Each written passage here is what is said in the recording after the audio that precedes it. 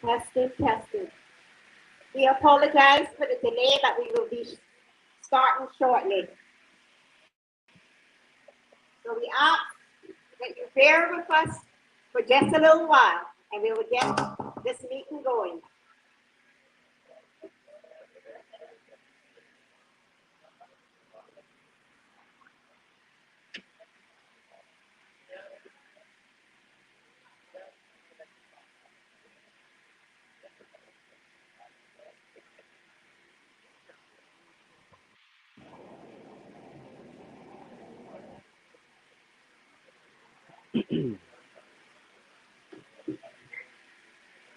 Good evening, everyone.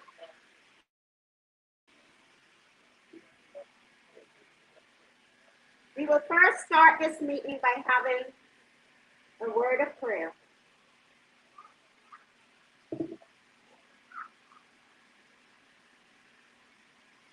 Mr. Winslow Johnson, can you come up and do the prayer, please?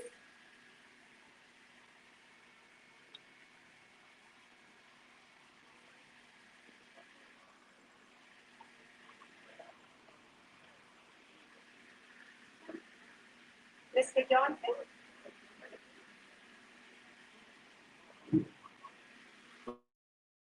So good night, everyone. We want to have a word of prayer to get everything going tonight. Shall we stand?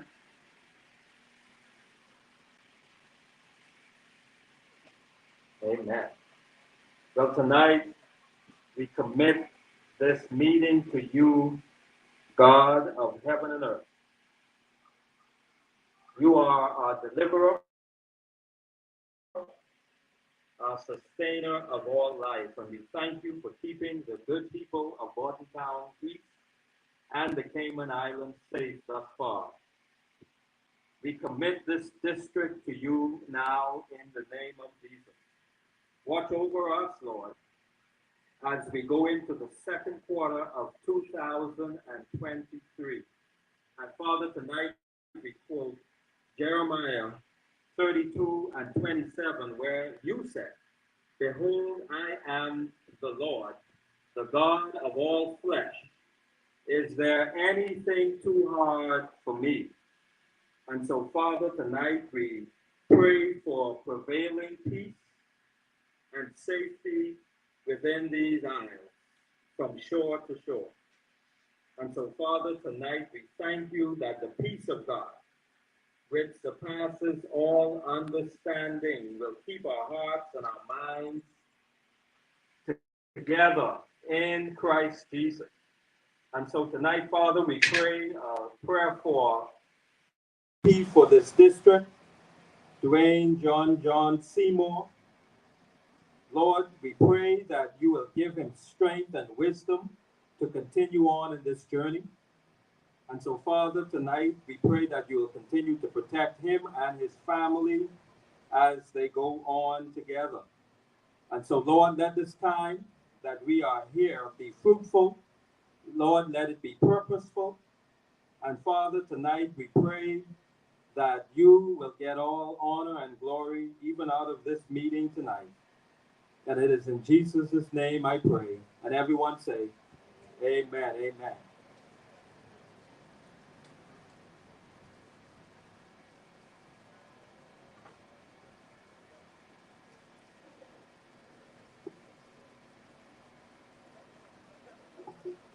We will now have the national song.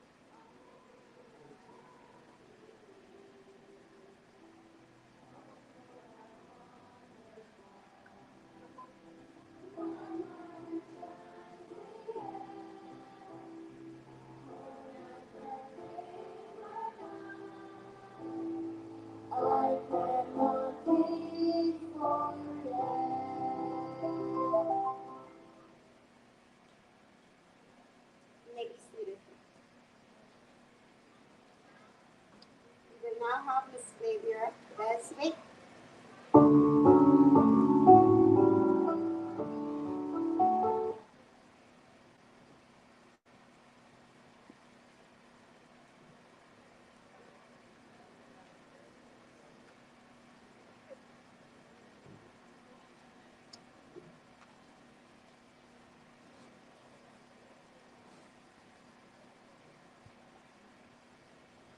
Good night, everyone. I only heard like 2 people. Good night, everybody. I hope that you had a great day. And if not, I hope this song ministers to you and reminds you that God will make a way.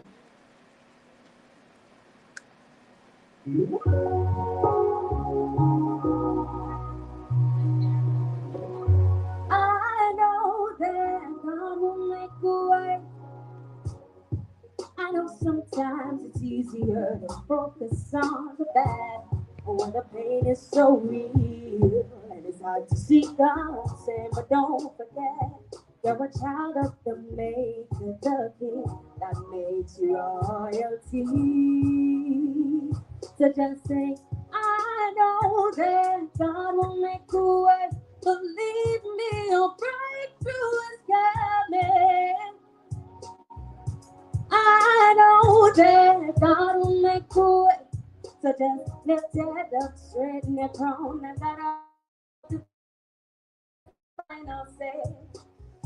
When troubles come and weigh you down, cast your cares on him. He's all that you need. He'll be your friend, see there'll be things to distract you from purpose. But remember, you're a child of the King. I know that God will make a way. Believe me, your breakthrough is coming.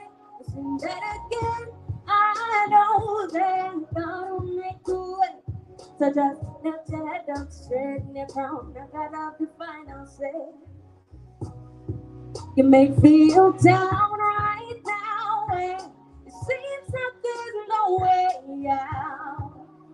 Oh, but things may look impossible, but He'll build you a highway out of the mountains of hell. So keep pressing on it, just in the Father's way. Your change is coming, the season's approaching, but you gotta have the faith. Oh, I know that God will make a way. Believe me, a breakthrough is coming. I'll say that again. I know that God will make a way. So just lift your head up straight in your crown. I got up the final say one more time. I know that God will make a way. Believe me, a breakthrough is coming. Oh, I know that God will make a way. So just lift your head up straight in your crown. I got up the final say. God bless you. Give her another round of applause. What a beautiful voice.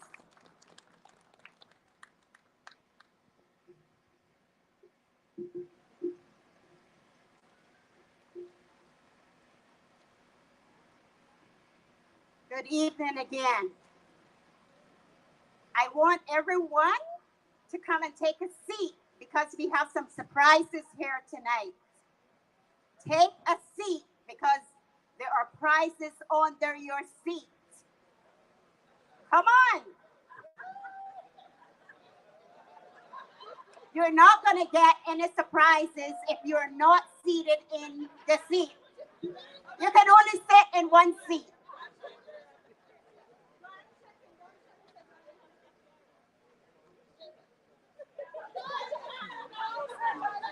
You can't do that, Graham. You're searching too much.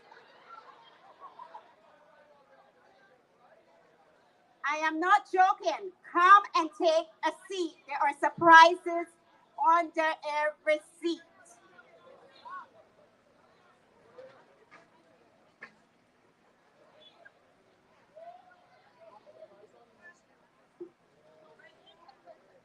Just have a seat, please. Good evening, everyone.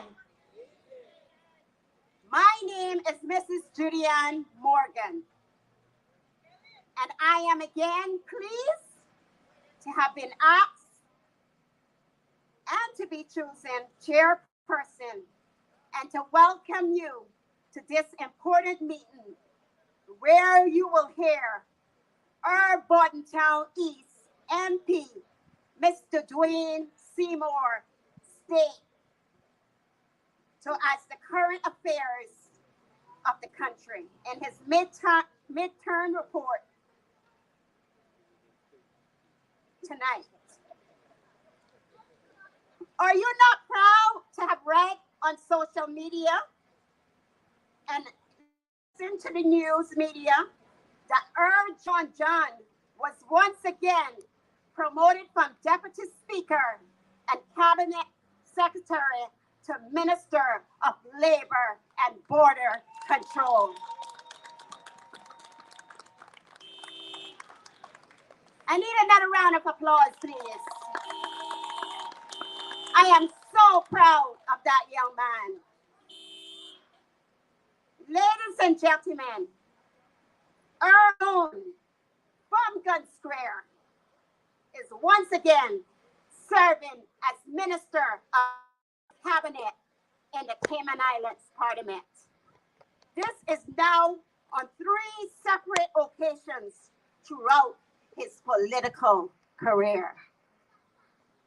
This tells me, and it should tell you, that the government have gotten someone that is indeed experienced to fill this vacant post. Give him another round of applause, please. And I would like to further state that Bordentown East certainly have someone special, Earl John, who is always willing to help his people in whatever capacity he can. May God continue to shine his light upon us, and we appreciate the radiant glow that radiates deep from the heart of Minister Seymour. You are truly a people's champion, and we are honored that you had the sense of purpose to gather us together tonight again to hear the facts and the affairs of our people and our country. We should be proud of our MP. Come on, give a clap for him. And I would like to encourage each and every one of you to continue supporting Minister Seymour in whatever capacity he may be serving in as an MP for Bordentown East. With that said, I am once again delighted to address him as Minister Dwayne John Seymour.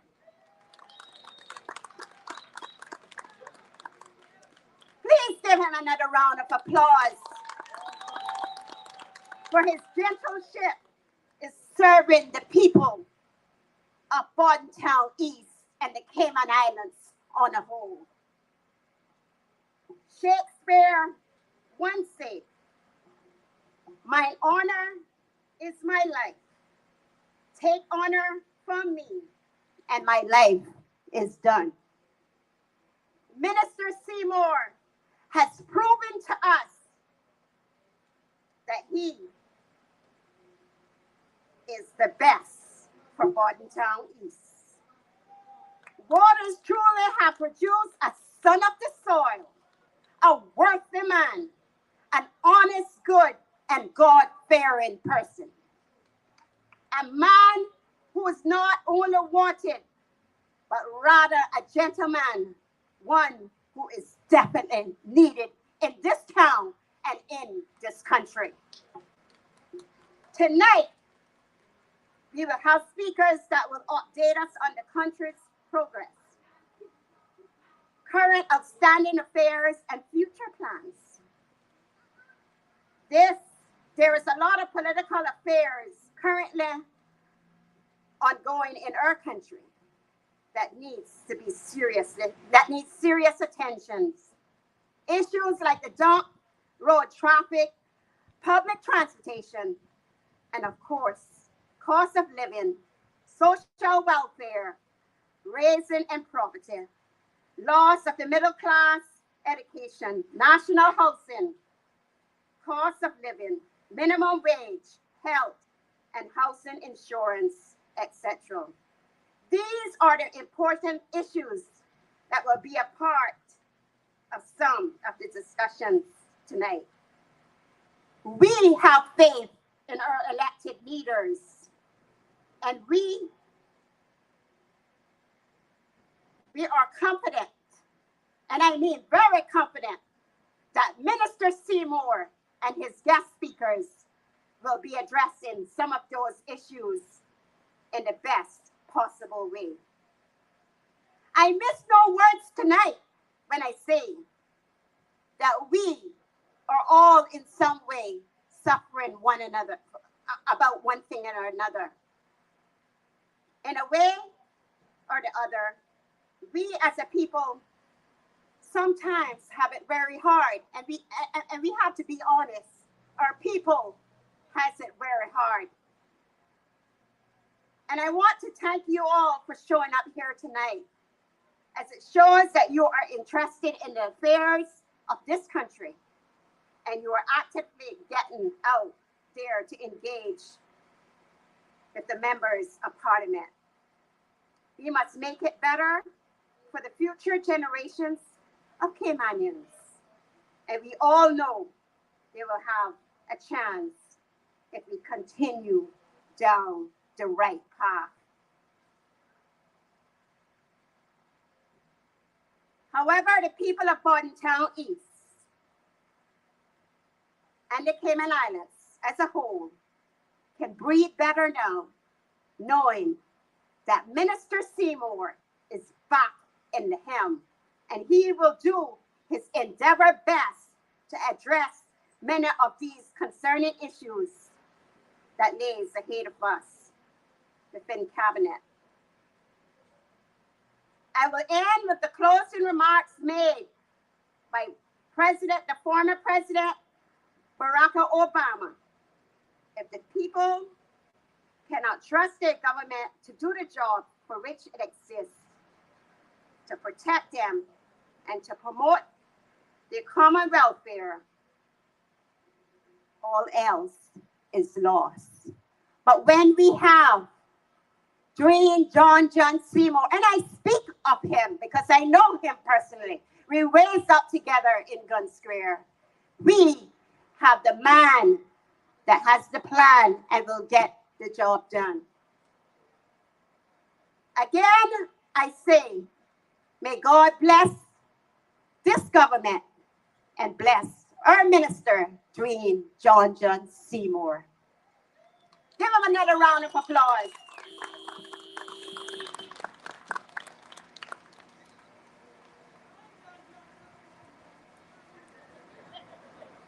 We will now ask Ivana to come forward to make a speech.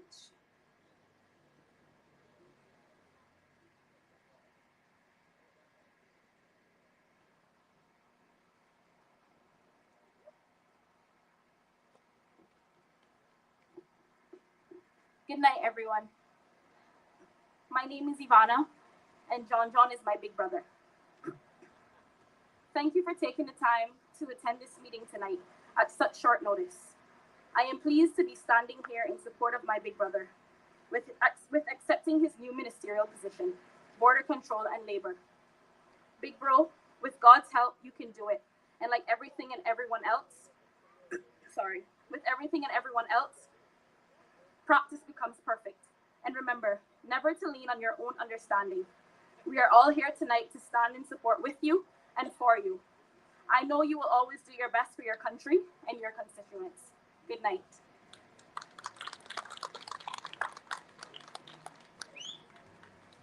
Georgia's baby sister, Ivana.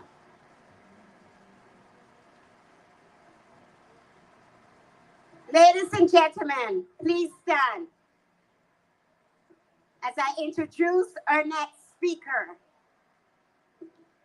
It is my pleasure to introduce to you tonight our main speaker and tonight's man of the hour,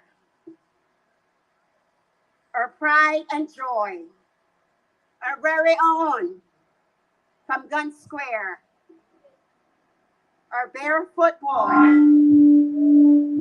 our minister, the Honorable Dwayne John Seymour. Give him a round of applause, please.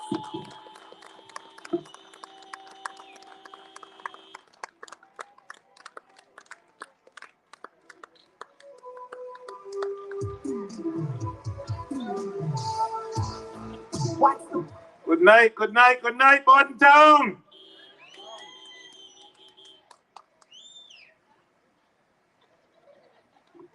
I do apologize again for the late delay. It wasn't me tonight.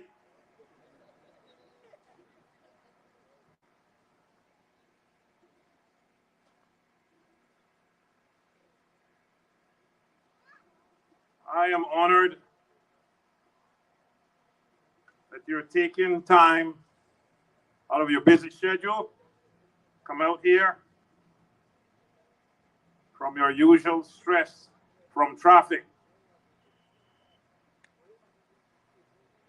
Borden Town East, I must tell you that I am most grateful for you electing me as your representative, that you would send me to the Parliament of the Cayman Islands. It has been 2 years since you elected me for my third term in office, and I can assure you I am still youngish and still have that vigor to fight for my people. First and foremost, for Borden Town East and the entire country, including Little Cayman and Cayman Brac. The sad part about this week is my former manager, office manager, Teresa Chin, passed away on April the 1st, just 2 weeks before the election, whilst working so hard to support me. It still hurts me when I think about it, and I know you think about it, as she was 1 in a million. And I still keep in touch with her daughter and her family, and she still volunteers for her functions just like her mother did. I was so fortunate to have the person who volunteered her time with Teresa for so many years. She offered herself to fill, she has now offered herself to fill those shoes. And I'm forever grateful for Miss Anna Jackson and all our assistants who I will not name tonight. Please give them a big clap.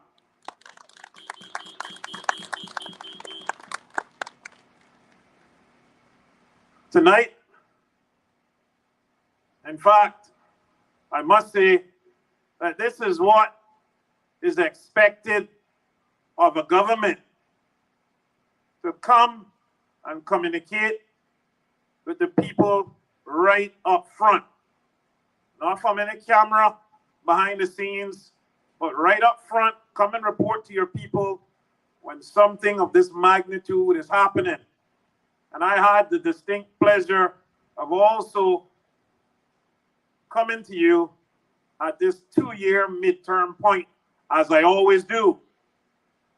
Tonight, I hope to address a few things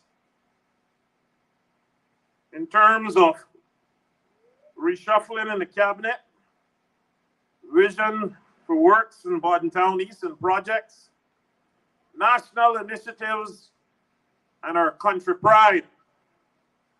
Before I do so, I want to ensure that if it wasn't done already, that I put the proper protocols in place and welcome in the Honorable Deputy Premier, Juliana O'Connor Connolly. Give her a round of applause.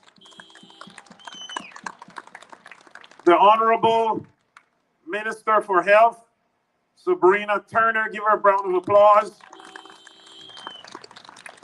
The Honorable Kenneth Bryan, Minister for Tourism. Give him a round of applause. He's right back there. The Honorable J. E. Banks, Minister for Planning for PAHE. Give him a round of applause. And some of these ministers are also going to speak. And there's also going to be a session where you can actually ask questions. You have them here. You have them up close. You can touch them. You can walk up to them. They're very approachable. Ladies and gentlemen, I am here tonight as minister, not because of all that I have done, but because of God's love. Recently, and there's a reason why I'm having this meeting here in Bordentown. Because I have immunity in Bordentown. I can say what I want. Recently, we had the most talked about thing in the country since the pandemic. A cabinet reshuffled. I ask you to give me a little of your time to draw context. At this time, if my eyesight and my 4 eyes are seeing properly, I want to welcome Honorable Member from Savannah, Member of Parliament, Ms. Heather Borden, Parliamentary Secretary. Give her a round of applause, please. Thank you. A lot of support here tonight. See, we're still together. Ladies and gentlemen,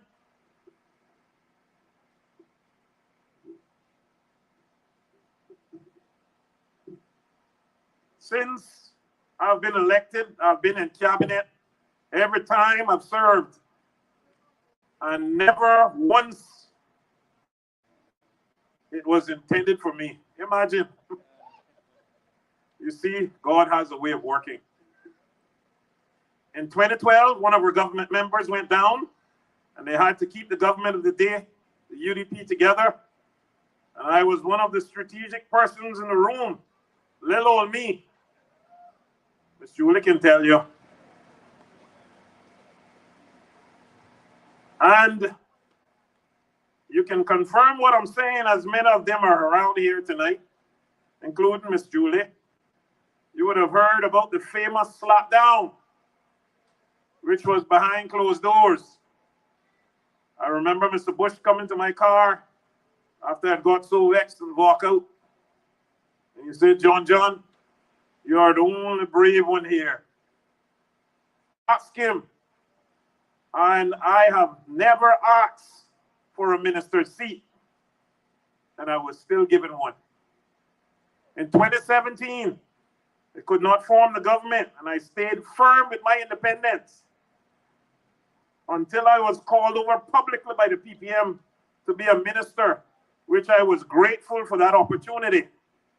And COVID came, and God said, this is the right minister for health, because he has faith, and he will invoke prayer in the meetings nationally. Not one person died under my watch. All God's work, not mine. And I fought a lot of battles and won there. In 2021, I ran as an independent member of the PPM. They got out hustled. You heard that, eh? They got out hustled by the now premier, and I found myself on the opposition bench.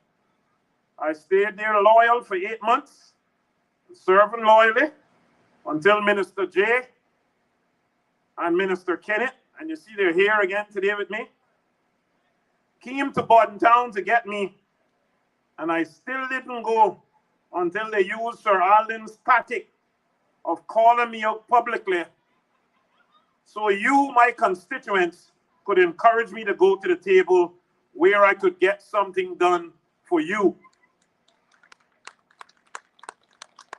I didn't ask for a minister seat, although I got calls numerous amount of times during the election for aftermath negotiations, and I didn't bite on it.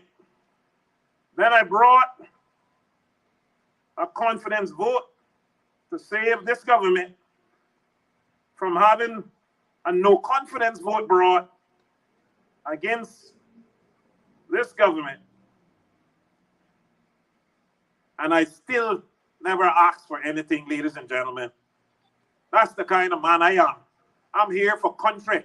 It doesn't mean that I need to be a minister. I can still fight from behind. I don't have to be in power to be powerful.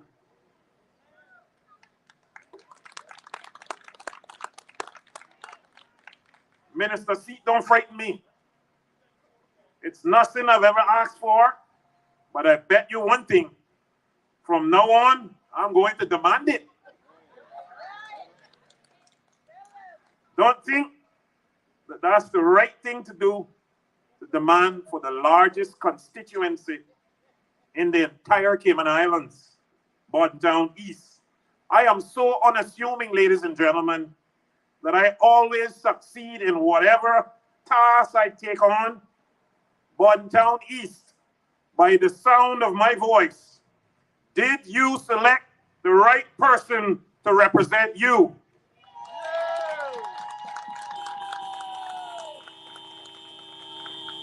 Throughout history, it has been the inaction of those who could have acted, the indifference of those who should have known better, the silence of the voice, justice when it mattered most, that has made it possible for evils to triumph. Haile Selassie. I want to tap on your memory of how they said the PAC government wouldn't last 1 year. 2 years later, surprisingly, they are still going. So there are a lot of arms that hold up the good ship of Cayman. And you, the people, are one of the most important arms in holding up your own end of this deal, even though things are tough. So I applaud that, ladies and gentlemen. So let's have some faith in our people, once elected or in general. This group may not be your cup of tea, but it's someone's cup of tea. But we don't want instability in this country, ladies and gentlemen. Do you agree with me? As we work too hard to get where we are, no one is going to beat their chest in my presence and claim that they love Cayman better than me. So it's only them can do this and that. Nonsense. We all love Cayman, and no one wants anything to happen to it. But making some of those wrong moves or utterances can have some negative effects.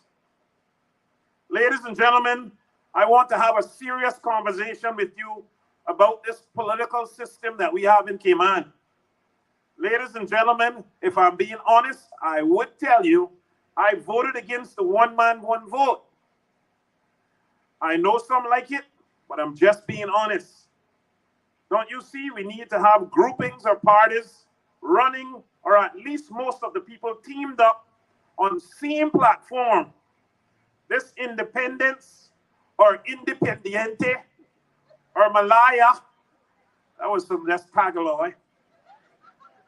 It's not working as intended. This is my view.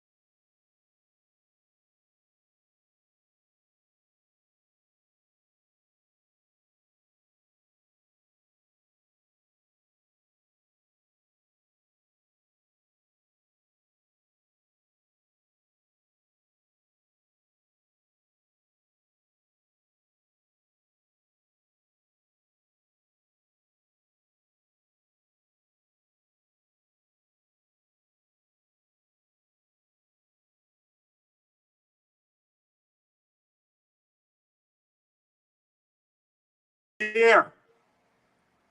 I'm telling you, coming from the horses. As there were 3 capable parliamentary secretaries in the room waiting to see who would be picked. I went right back to Boca Juniors team being picked at the Cistern at Cayman Islands High School. I was probably picked 11th because they needed a goalkeeper. So I'm like, I'm not the most liked in here. I'm being honest. I'm saying to myself, Miss Heather ran with him, and Isaac went on his boat. So I say, I don't stand a chance because it's his cabinet. We can't forget that. It's who he wants to work with. It's who he feels most comfortable with. It's not always about the best man getting the best job in politics. So he said to me, John, will you take the role on as Minister of Border Control? Ladies and gentlemen, it took me 5 seconds to answer.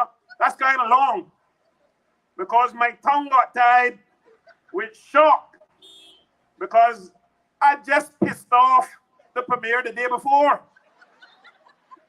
I had to make a decision for country, ladies and gentlemen, over self. I said, I will do it. I will do whatever it is for my country. Wherever you need me to be, I will do it. So some may be surprised and upset by my prayer warriors. Wasn't me.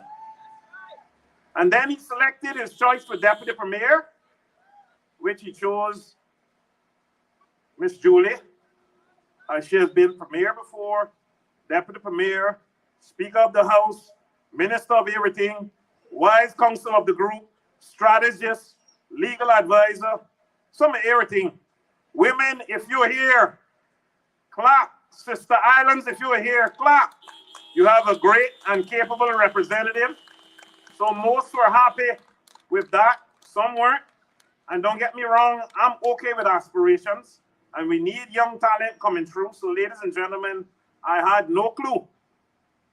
Ladies and gentlemen, at this point, if you're not happy with the premier's decision and ability that he has constitutionally been given, then you have to decide, 1, do I ruin the party? Or 2, do I ruin the country? But ladies and gentlemen, I'm not here to put anyone down. But I am sorry that this happened this way. I am. Because we are all Caymanians, ladies and gentlemen. And I never want to see another Caymanian fail or stumble. I know you might say getting a little late, but we got one pile of food, yeah. Don't leave. We even got goodies for you. So ladies and gentlemen, a person standing alone can be attacked and defeated, but 2 can stand back to back and counter and conquer. They are 3 or even better. For a triple braided cord is not easily broken. Ecclesiastes 4:12. You can't do something as big as a life change on your own. If you could, you would. But you can't, so you won't. That's because God has wired us so that we don't get healed and whole until we get other people involved in our lives. The Bible says in Ecclesiastes 4:10-12, if one person falls, the other can reach out and help. But someone who falls alone is in real trouble. A person standing alone can be attacked and defeated, but 2 can stand back to back and conquer. Ladies and gentlemen, let me explain a bit about the reshuffle. A cabinet reshuffle or a shuffle occurs when the head of a government rotates or changes the composition of ministers in their cabinet, or when the head of state changes the head of government and the number of ministers.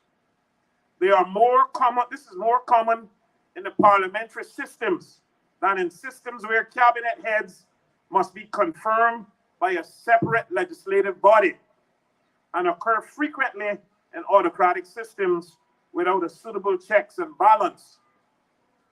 Cabinet reshuffles happening for a variety of reasons. Smaller reshuffles are needed to replace ministers who have resigned, retired, or died. Reshuffles are also a way for a premier to refresh the government, often in the face of poor polling numbers, remove poor performers, and reward supporters and punish others. It is common after an election, even if the party in power is routine, as the Prime Minister's reading of the public opinion as evidenced by an election may require some change in policy, in addition to any changes resulting from the retirement or defeat of an individual minister after an election. Similarly, Prime Ministers enter office from the same party as the previous one might appoint a very different minister than their predecessor or reflect a change in policy or priority. In France, a semi-presidential system with the framework of the contemporary the Prime Minister may tender resignation, who then selects a successor. The new Prime Minister then proposes a list of ministers to the President, who may approve the list or request changes. After the list is approved, the new government is put into office. So, ladies and gentlemen, that goes on, but I thought that I should do some little research out of the UK and France and try to give you a little context of what actually happened and that it is not uncommon. So, ladies and gentlemen, this is not uncommon around the world. It's only unfortunate it has happened to a friend of hers. And we need to then decide, do we go on and try a coup? Or do we get on with the business of the country at a time when so many people are suffering in different ways? I chose to give my country some peace and calm and to relax people's anxieties of what's going to happen next. Ladies and gentlemen, do you agree with my decision? We have a responsibility to steer this good ship, Cayman, in the right direction at all times. And we owe it to the people of this beautiful place. As the good song by Black Uhuru says, what we need is solidarity. Everybody wants the same thing, don't they?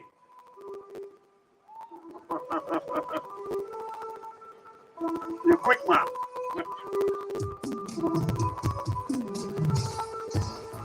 What's the matter, people? Solidarity. Solidarity. Oh. Everybody wants the same thing, don't they? Everybody. The sentiments, ladies and gentlemen, of many Caymanians is that they're losing hope. But I'm saying to you, don't lose hope. Imagine the Israelites who are chosen people waited 400 years. We may find ourselves in a situation that is beyond our capacity to handle. So we try to pull ourselves up from the bootstrap, but nothing happens. That is when God offers his sufficiency, his might, his guidance, his mercy, and his grace. Ladies and gentlemen, some of the things that I wanted to discuss tonight, and I'll itemize them because we're running late. We need assist with this traffic dilemma. I know everybody's here tonight to hear about that. Right? I know everybody's here to hear about it. And the good thing about it is, we have Minister Traffic is right here also. He's going to address you. So, ladies and gentlemen, I think some traffic wardens can help with this situation. I've seen it work before. I saw it work the day of the air show. This can help. I've been talking about it for a while.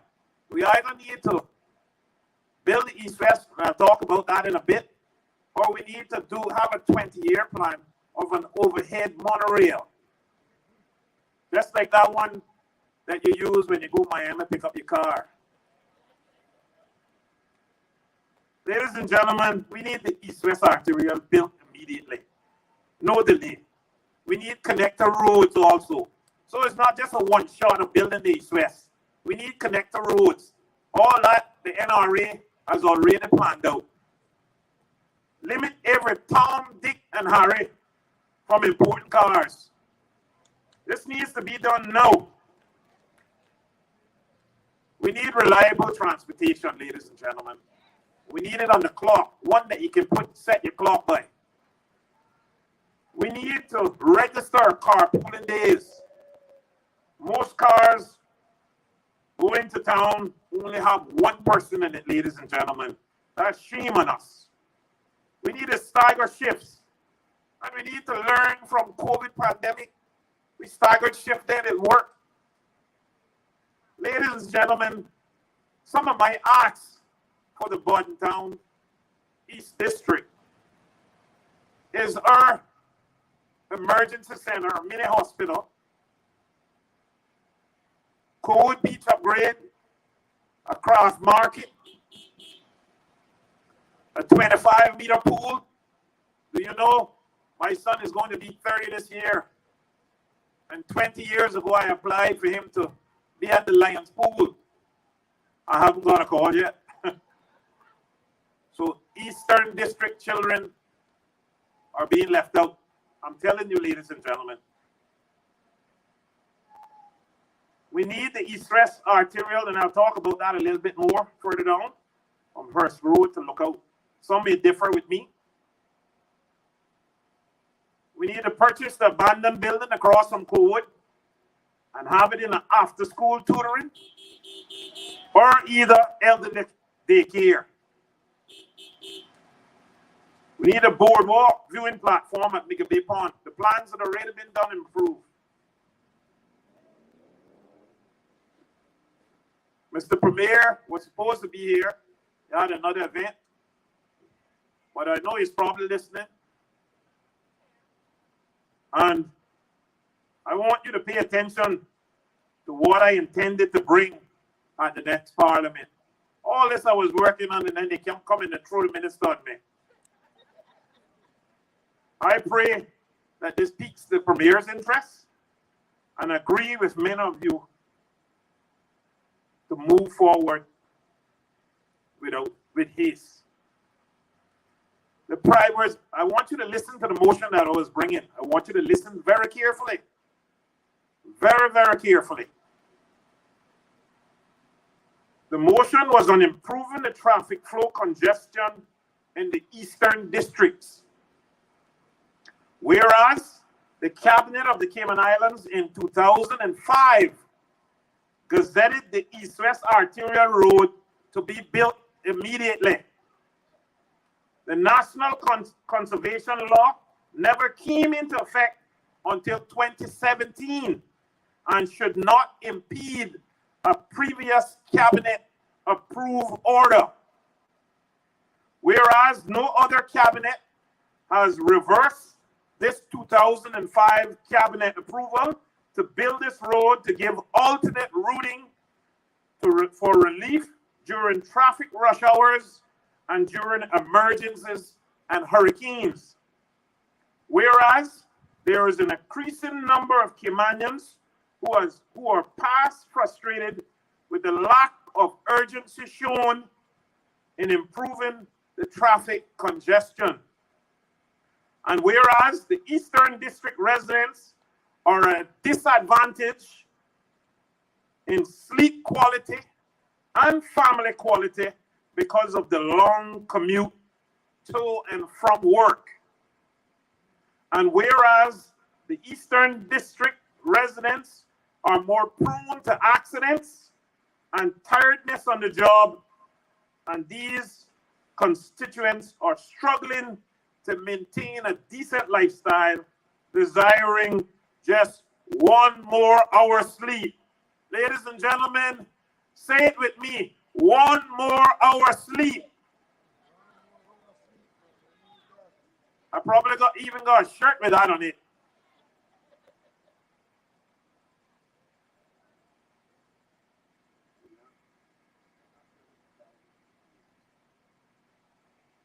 So be it therefore resolved that the government considers building the east-west arterial road with immediate effect from Hearst Road to Lookout Gardens as the less environmentally sensitive area, and only continue with the EIA study from Lookout Gardens to the north side as the more sensitive area.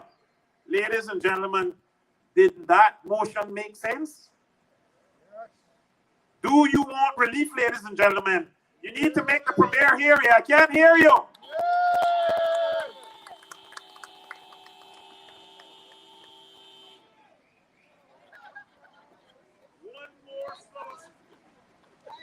One more hour sleep. Biller East-West Street. These are soon be handed out. Ladies and gentlemen, this was my motion. And I'm asking the Premier, on behalf of the Eastern District citizens, let us give our people some hope. I don't think this is anything outrageous. Otherwise, I wouldn't have asked for it. I flew up in a helicopter. I saw the trail, and this is the area that has less virgin terrain, as some refer to. I'm being very mindful that we need to protect our sensitive areas. Very mindful as a former minister of environment. So, ladies and gentlemen, we talk about reducing plastic bags. I don't want you to read me wrong, ladies and gentlemen. I think it's necessary to do so in reducing. So don't get me wrong. But the people of Bodtown East got bags under their eyes. And I don't want them to use Botox to get rid of it. I just want to give them one more hour sleep, ladies and gentlemen. And never one time anyone can mention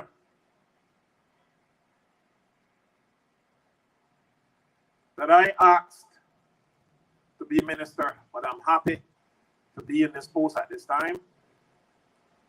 Ladies and gentlemen, I just want to make Bodtown the best place to live and to include the simplest of conveniences available to people. The simple things in life, like an ATM, or a crosswalk with lights, or just a park to play in, or a new school hall that's being built at Bodtown Primary, or naming of the halls after deserving Bodtowners, or buying beach properties throughout Bodtown East, which we're doing right now, and which we've already done, or purchasing a school bus for children, which we've already done, thanks Minister Julie, to utilize for after-school programs or otherwise, or increasing our hurricane shelter space, or building a boat ramp, which some had requested 40 years ago, or building a dock, or paving main roads in communities, or bringing motions in reverse mortgages to help retirees make benefit of their assets if they choose to do so. Ladies and gentlemen, I brought a motion last year in the form of reverse mortgage, and it was to help persons who had retired utilize their assets if they had to, and to live the rest of their life with dignity, without having to NAU it. I am here working for all of you, ladies and gentlemen. Ladies and gentlemen, the most elite and brightest university doesn't always win the championship. In fact, the 15 seeds are now beating the number 1 seeds. The The best person doesn't always get the best job, ladies and gentlemen. Maybe it's attitude. Maybe it's passion. Maybe it's team spirit. And that's why I love team sport. When I played football, we had 11 players on the field, but the ball always seemed to still reach their goalie. So everyone has to do their job to be the best of their ability to win and score goals on your opponent. Just like politics, it's 19 seats. And if we don't recognize that it's Cayman that we are working towards, we will get little done. And there's much that needs to be done, like the East-West Arterial Road. With this government, my goals are, I want to see more pop-up clinics for wellness. It's the number one way to keep down our ballooning healthcare costs. The minister is right there, she can tell you.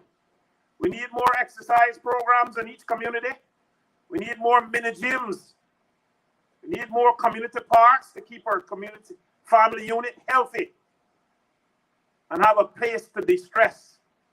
We need more money management classes in the district, and not only there, but in the primary schools, so we can model neighboring countries who help their children appreciate a 1 cent, giving them the ability to be prudent and save.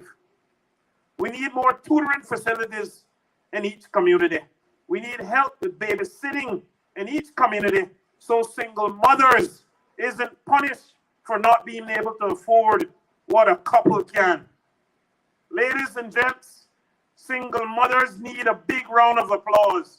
Supporting fathers also needs a round of applause. We need to lift up our people and stop trying to put our own Caymanians down, and also worrying about foreigners taking this and that, and which millionaire buying up this and that. Ladies and gentlemen, can I be honest with you? Not one person has entered this country to stay or got any land to buy unless what? Unless, I think you know where I'm going with this, unless a Caymanian allowed them to bring them here, or a Caymanian sold it to you. So let's just be honest with ourselves, ladies and gentlemen. This is our first big step to moving forward. Let that go. Well, we have politicians, a little bit of politicking now, because you can't move from that. You got politicians popping up all over the place. Everywhere on Facebook and on the radio. Call them Facebook politicians. That's their right, and they can pay their $1,000 to get into the race. Ladies and gentlemen, watch and pick carefully. Ask what were they doing before they decided to run for office. More than likely, if they're no use to you and only useful to social media before running for office, beware of what the Honorable Mr. Haig Borden said. He called them danger. I can assure anyone that gets up and say they're going to run against me, they've admired me at some point in their life. The only time they don't admire me is when they want my place. A bunch of modern day Lazarus revived from the dead. But many can't match my record. Not many can say they actually showed that they cared about the people more than Dwayne John Seymour. I've always been a steadfast person in every group. Sometimes a little crazy, but yes. We can have a little humor with it now, but it was pensive then. But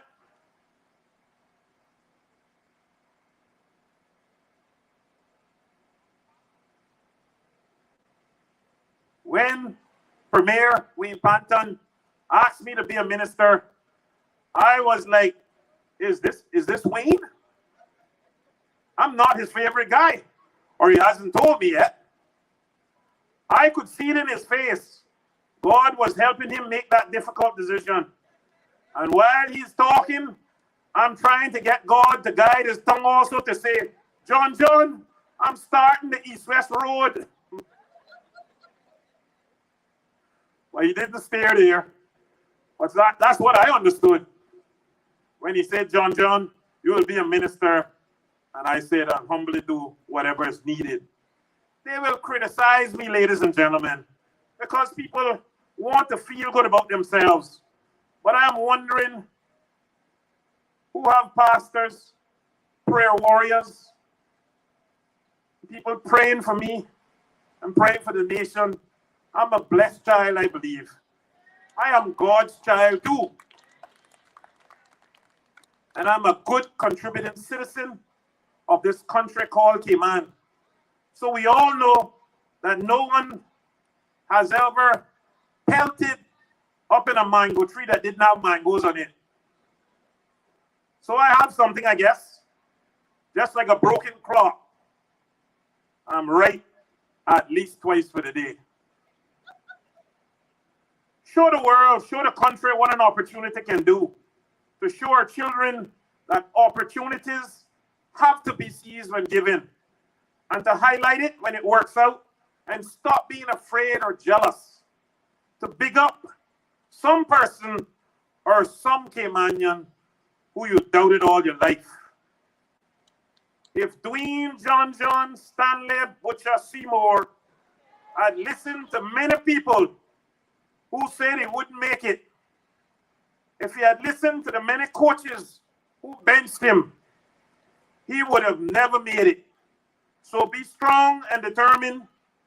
Have faith, my people. I am still the voice of the voiceless and the face of the faceless. Ladies and gentlemen, even though they benched me, I was the man for Borden Town Football Club who scored that winning goal to win our first FA Cup in 40 years. So you see, it never just started. If people are talking about you and you don't know, always remember, a dog barks at people they don't know. So ladies and gentlemen, I won't be longer,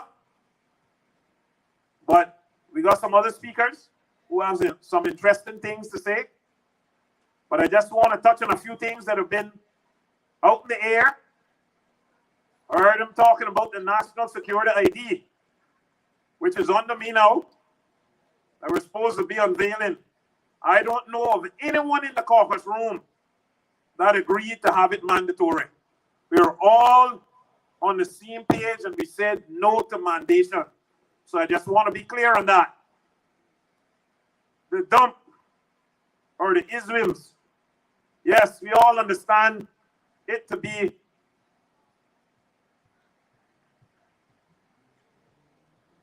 a bit contentious, and I know the Premier has been doing his best trying to explain. But we need a visual to show how it differs from 2016 to 2023, almost 10 years. And things will differ. When I left, I believe it was some 600 and odd plus million. All right? Of course, a lot of time has passed since then with lots of changes in the financial market. So not locking in the prices then could have had a significant effect on the cost now. I am not up close to it now.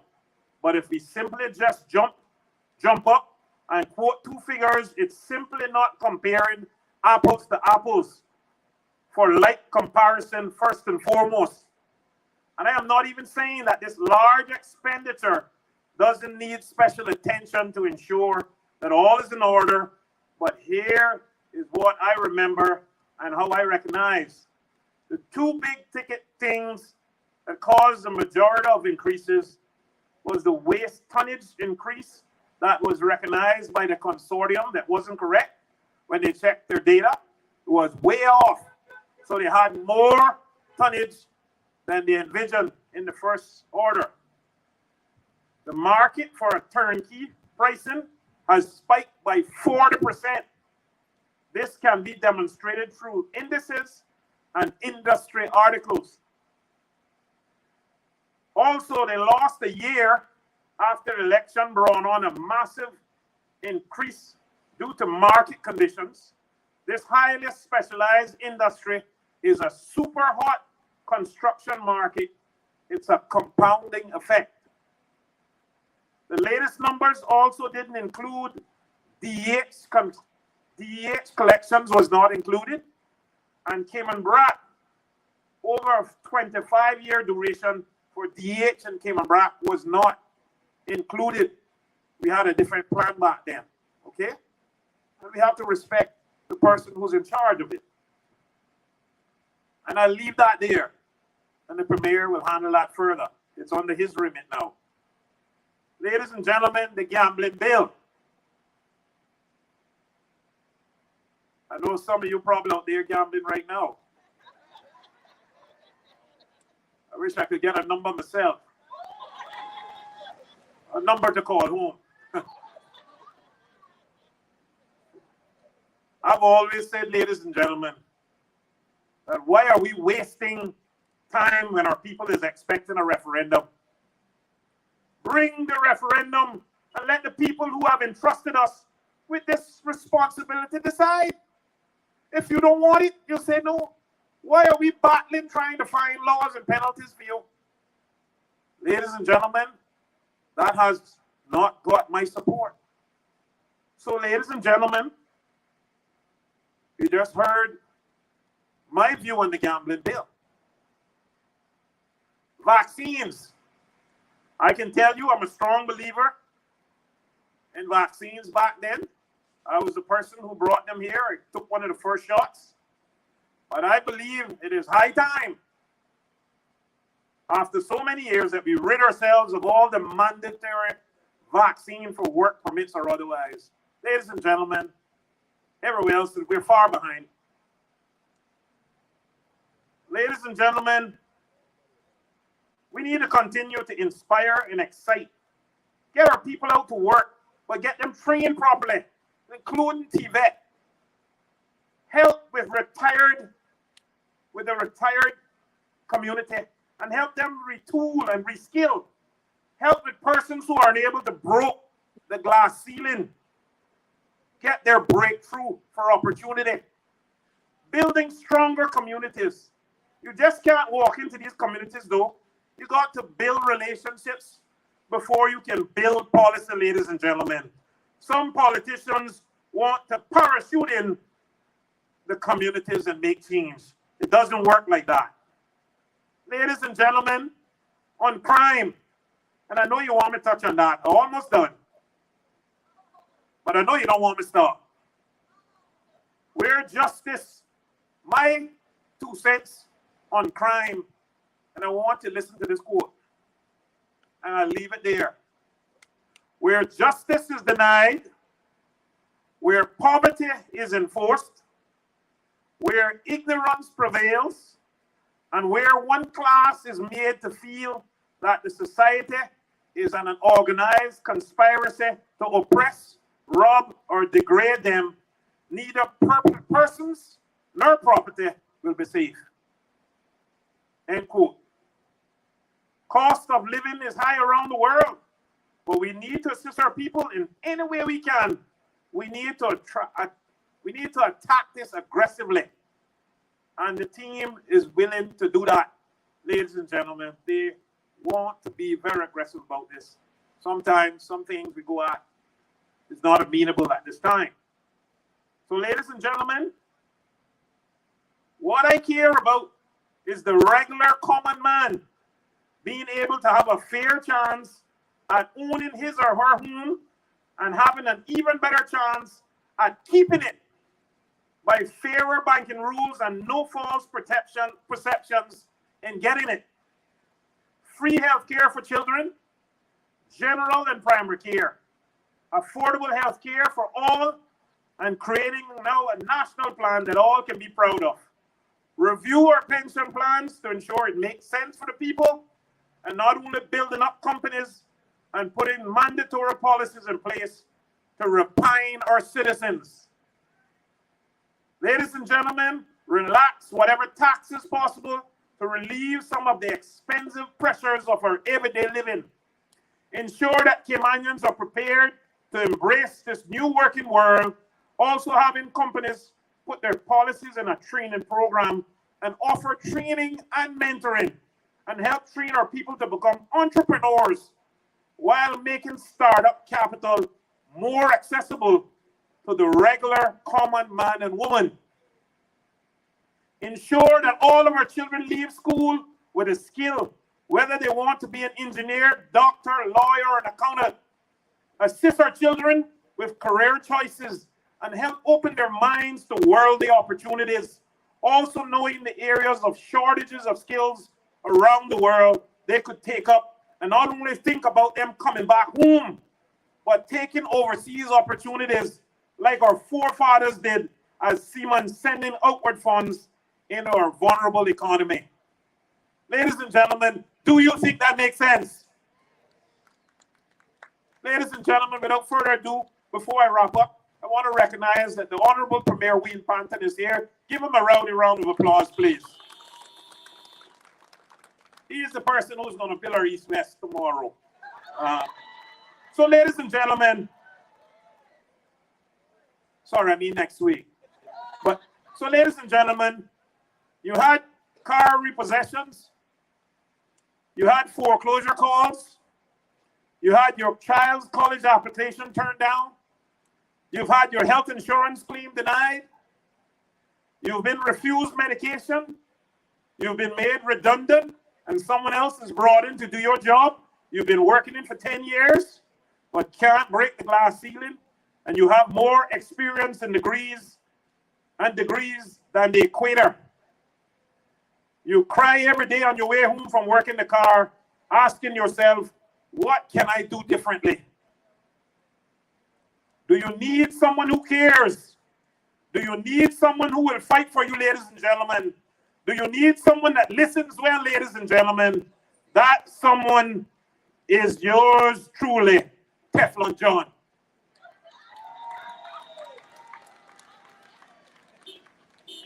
If you are passionate about your representative, you would never regret a vote any day of your life, ladies and gentlemen. If we were talking about the analogy of a pair of shoes, understanding equality versus equity. Equality is getting the shoe. Equity is ensuring it fits, ladies and gentlemen. Here is an analogy. Jesus sometimes called them parables. And I want you to follow me. You have a car. You're driving down the road, and all of a sudden the radiator overheats.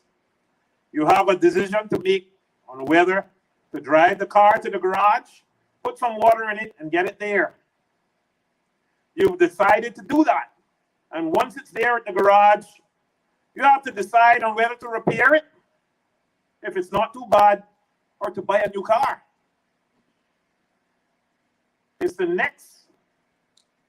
It's your choice, ladies and gentlemen. So I'm saying to you, repair it and drive the car for 2 more years before you decide whether you're going to buy a new one or not. And continue driving what you have. It's your choice. So, ladies and gentlemen, the PAC government is the car with the radiator was broken.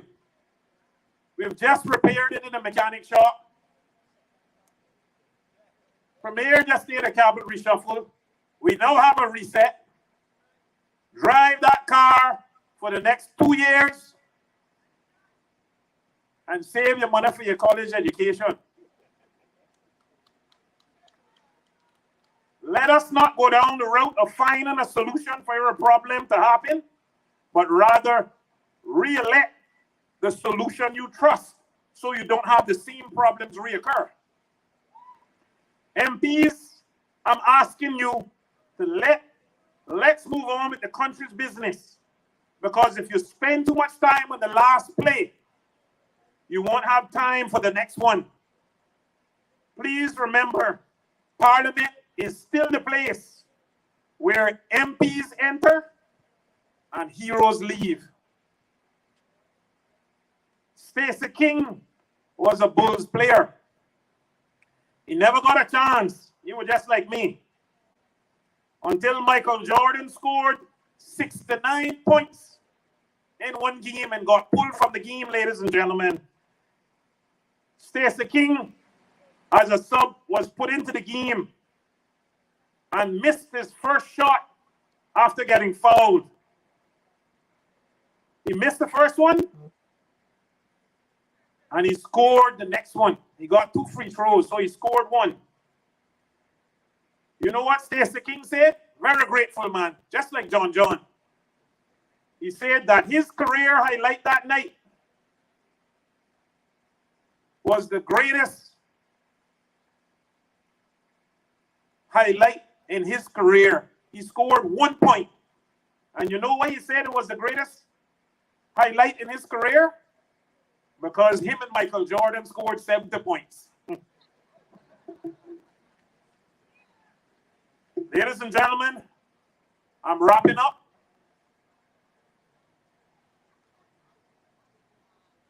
I want to say the serenity prayer before I end. God grant me the serenity to accept the things I cannot change, courage to change the things I can, and wisdom to know the difference.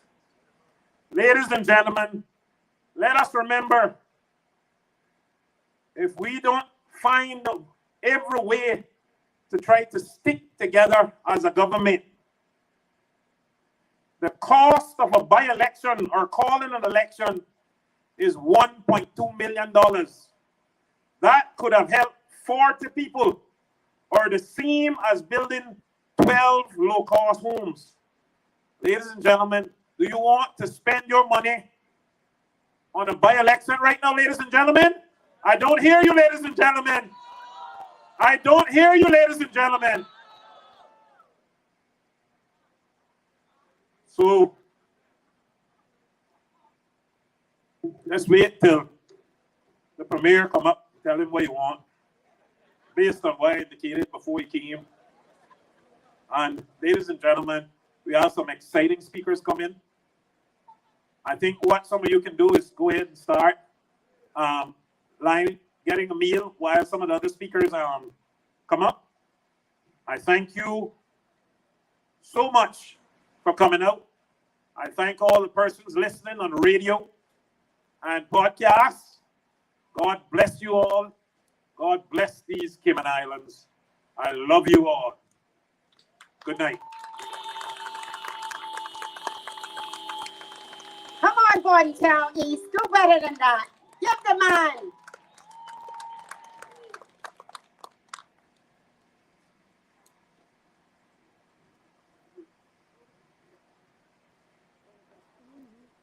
Our next speaker is now the Honorable Deputy Premier.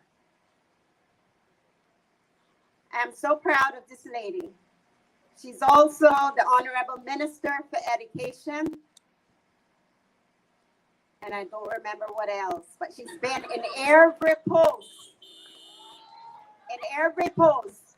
Ladies and gentlemen, let's welcome the Honorable Juliana O'Connor.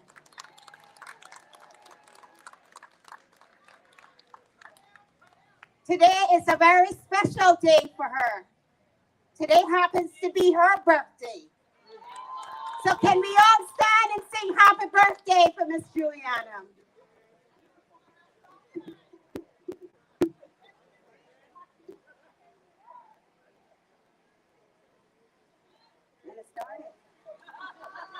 I can't sing, but I can speak.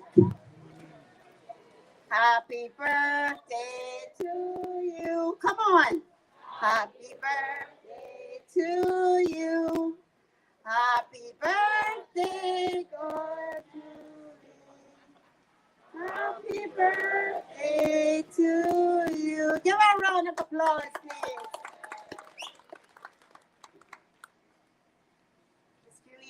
Connor will take the mic. Thank you very much, and a pleasant good evening to all you in Bontown and those who took the opportunity to come out here tonight. Well, John Jim said it all. He didn't leave very much for the rest of the speakers to say. And then to top it on that, he surprised me with a birthday cake. Thank you very much, John. He mentioned a number of things that we've done in education, and there have been a lot of public releases and utterances. So I don't think I'm going to take the time to talk about that tonight. Cayman needs solidarity. And could you just hit that song up again, DJ? Because we really need to remind ourselves. Thank you. What's the matter, people? And you can turn it up a little bit. Solidarity. Solidarity. Oh. Everybody wants the same thing, don't they?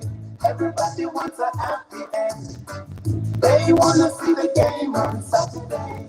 They wanna be somebody's friend. Everybody wanna work for a living. Everybody wanna children. Everybody needs solidarity.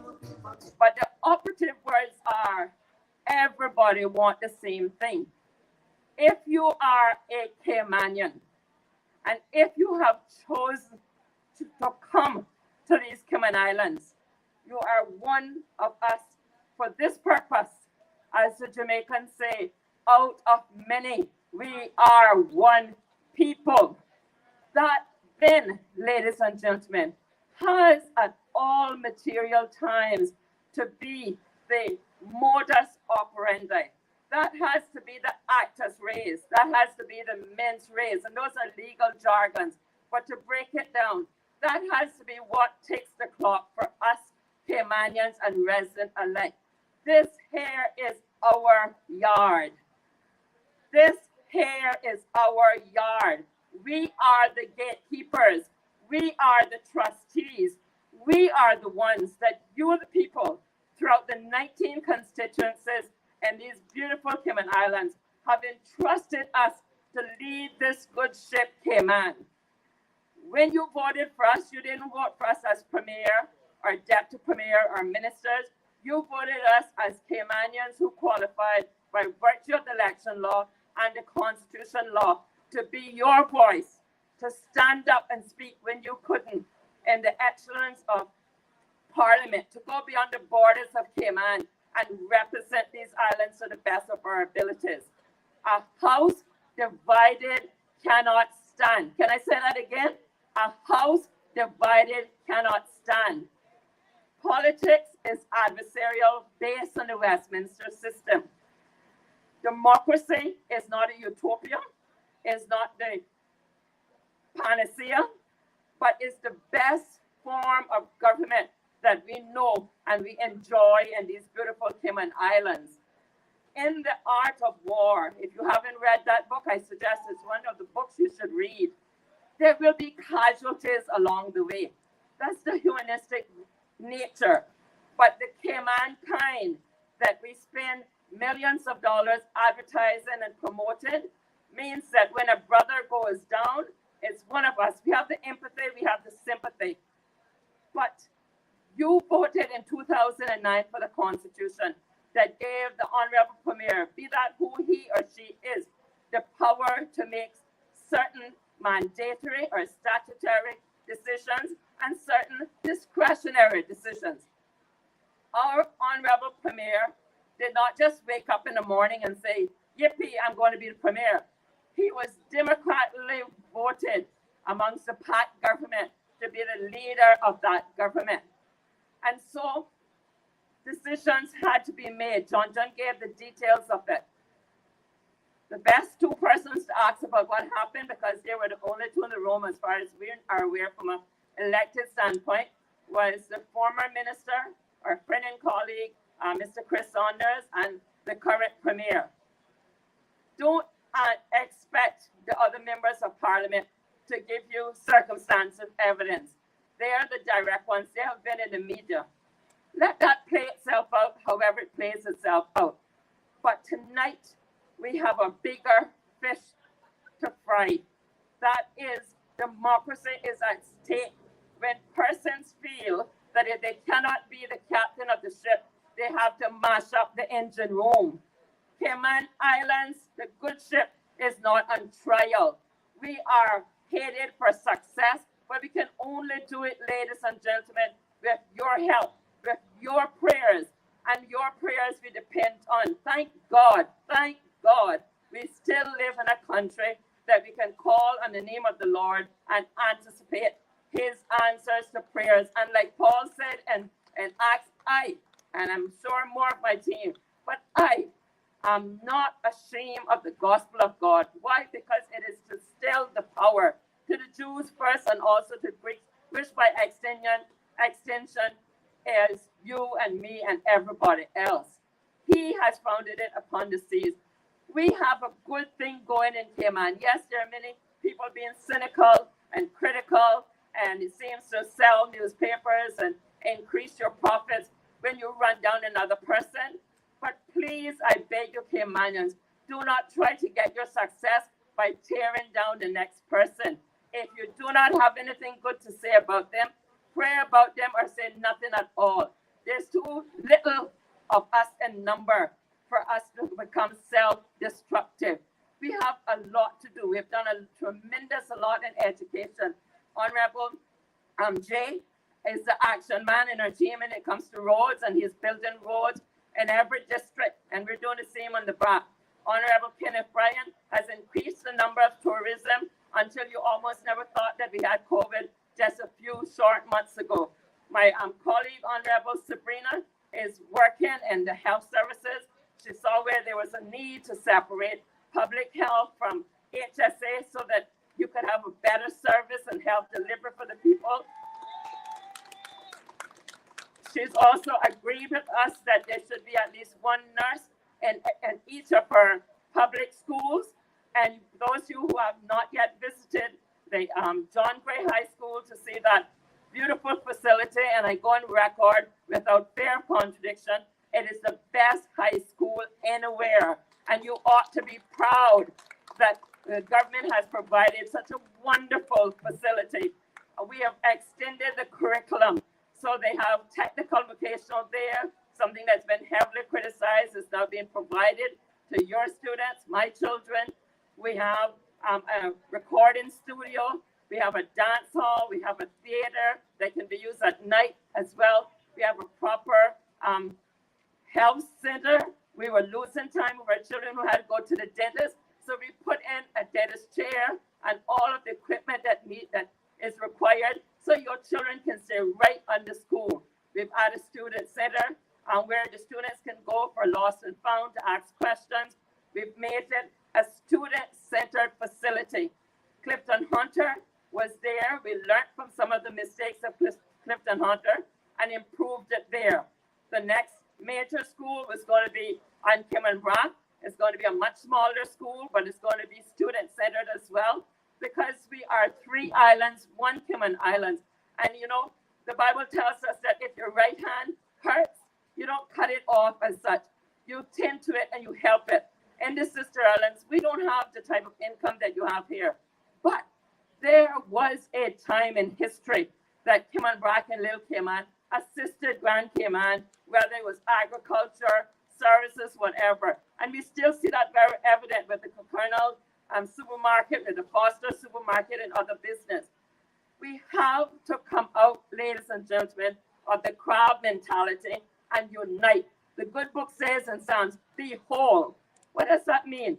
Look, be still and know, take stock. Don't be like an Alice in Wonderland, but stop, analyze, and act accordingly. It says, behold how good it is for brethren, by extension, sisters as well, to dwell in unity. What does dwell mean? Doesn't mean that every wind that comes or every social media that comes, you're going to be sway here, there, and everywhere. Be steadfast, and after having done all, and I honestly believe that that's what the Premier did. After having duly considered, after having done all, he took the decision that he felt that was best at that particular time. that's water underneath the bridge. It will work itself out the best way. And remember that it is God Almighty who sets up government. And he said, those that are in authority, what are we to do? Pray for them. And when it's time for them not to be in authority, the Lord permits it. And you can call me a religious fanatic or whatever you want to. I have lived it, I have tested, I have tried it, I have believed it, and that settles it for me. It works for me, and I would recommend it for you. You see, as Caymanian people, as Caribbean people, as people generally, we have to protect the interests of this country. And that sometimes means that the leader has a heavy load on his shoulder, and he has to do what is best in the interest of the people. A lot of times it requires a participatory democracy where you consult with your people, but sometimes time does not to permit to do it before these crucial decisions are made. That's why you put persons of honesty and integrity who can represent you in the House. And so I pray, I beg, I implore, I ask you, I petition you, people resident in these beautiful Cayman Islands. Take less time to be judgmental. Take time to get to the facts. Make up your own minds. But for God's sake, do not use divisive strategies as Donald Trump did in the United States. So we have a divided, broken Cayman Islands where others can look from afar who now look on us as the leader in finance and tourism and services and so on in B2B and education as well. And agriculture, because the minister, and he will speak when he comes up, is working assiduously and expeditiously towards food security for this country. We can do all these programs. We can build all of this infrastructure. And there's some very urgent and infrastructure that is needed to complete the plan of the PAC government. But we cannot do it in a divided country. So just as we implore you at election time to go and tell your mother and your father and your brother and your sister, your aunt and your uncle, your cousin, and even your enemy, tell them that we will not sit idly by and see Cayman be mashed up, smashed up, destroyed, or divided. We have come too far, the song says, to turn back now. So what does Cayman need? Solidarity, unity, love, respect, dignity, integrity, honesty, generosity, mercy, and yes, God. With all those wrapped up together, especially as we begin to go into the Advent season and Easter, a lot of us have the culture where we go camping and we have fun, we enjoy the environment. Take that time to re-establish those ties. Take that time to submit and augment and enhance and solidify the ties that have been broken. It does not mean that if you disagree, you have to become enemies. Extend the Cayman kind. Agree to disagree. Be firm yet friendly. And we can come out of this. If we could come through COVID the way that we did, we can come through anything because with God, all things are possible. And you know, if time had permitted, I could go into some of more of the ideologies of the pros and the cons of some of the situations, but there are other speakers. And if you don't remember anything else, remember, this yard is our yard. If we don't protect it and defend it, somebody else will come and fill the gap. And I don't know in a Caribbean person or Caymanian person who need another person to come through the yard. This young, and I know the good English, but I'm saying it so that some of you would relate to it. This young is our yard. Let's stand tall and defend it. Keep us united. Doesn't matter whether you're black or brown, white, small, guitar shaped, Jamaican, Guyanese, New Yorker, whatever. We are one people. Out of many, we are one. God made us and he reflected and said, we are wonderful and marvelously made. Do not let anyone here in the jurisdiction, anyone about to come, put a wedge between us and destroy us. We are headed higher and higher. Each day we want to make progress. And together, yes, we can. God bless you as you reflect, love, serve, defend, and protect these wonderful Cayman Islands. I thank you for this opportunity. You've heard the lady. Give her another round of applause, please. Carrie Ann, can you please come to the stage?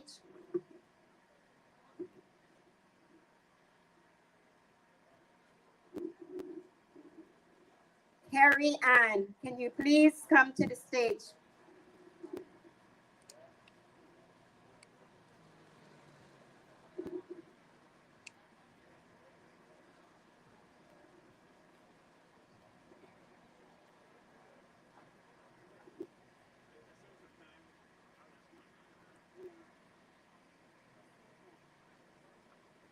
Ladies and gentlemen, you heard me speak about 2 years. Miss Teresa, this is our daughter, a very near and dear friend. Give her a round of applause, please. Our mother was a gem to this district, and keep her in your prayers, please. Thank you all.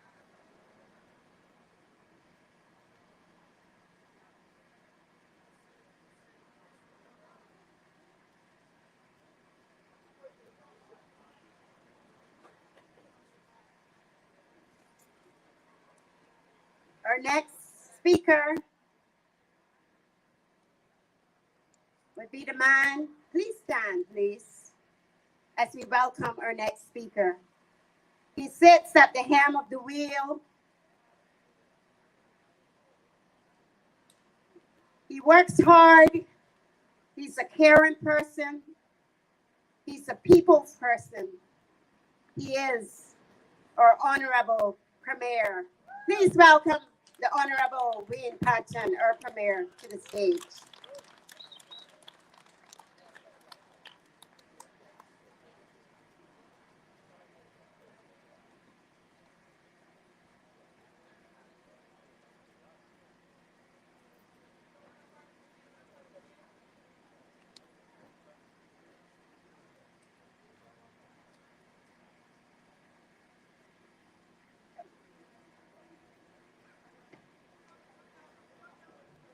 Good evening, Town East. Come on, you gotta be a little bit louder than that. I know it's 10 past 10, but I know this is a high energy place.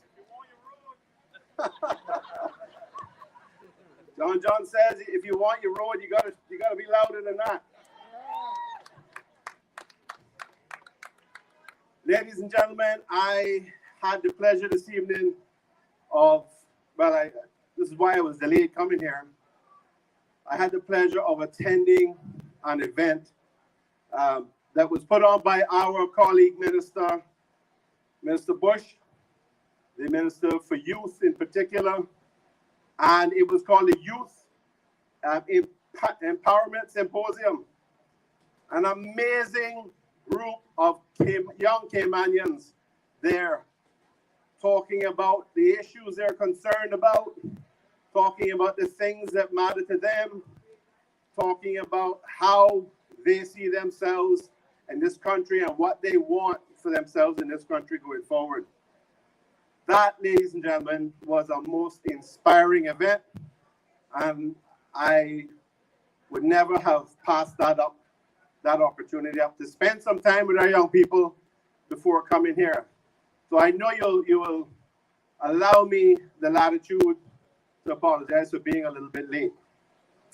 I am very pleased to be here. The last time I was here, it was to thank the now minister, your representative, Mr. Dwayne John Seymour, Honorable Dwayne John Seymour, for coming over to join the government at that time.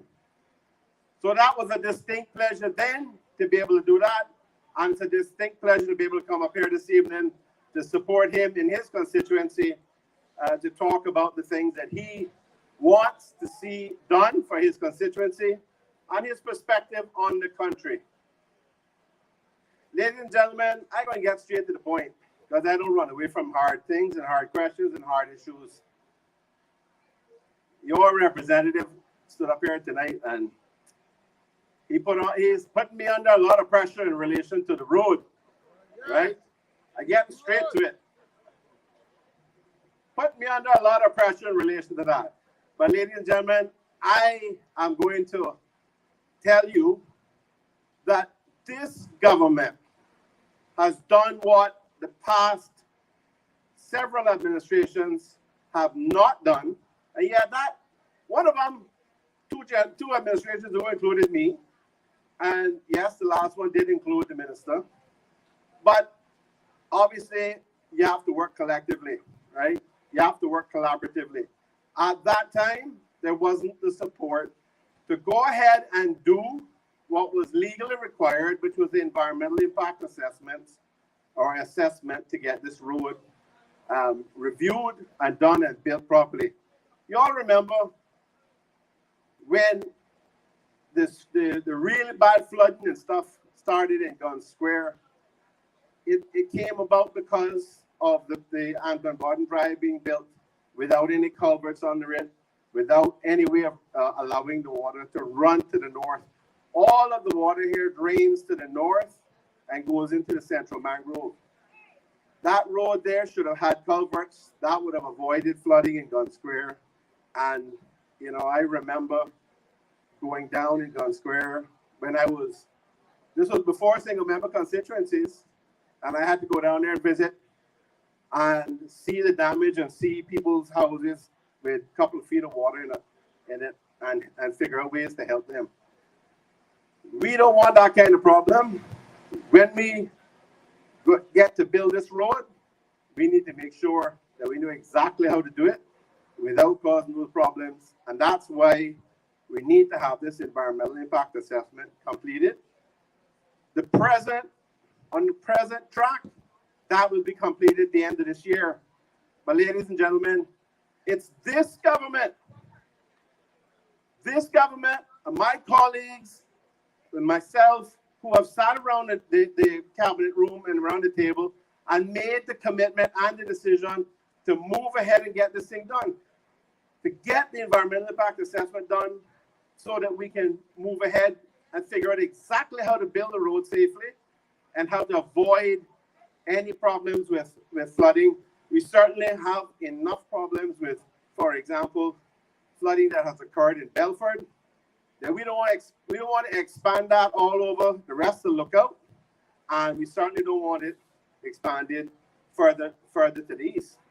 So this is why it's important for us to get this thing done, and this government is doing it. We are committed to the people in this country, committed to the people in the Eastern District of getting this done. The reality, ladies and gentlemen, is that this could have been done 5 times in the last several administrations. But now we're getting it done.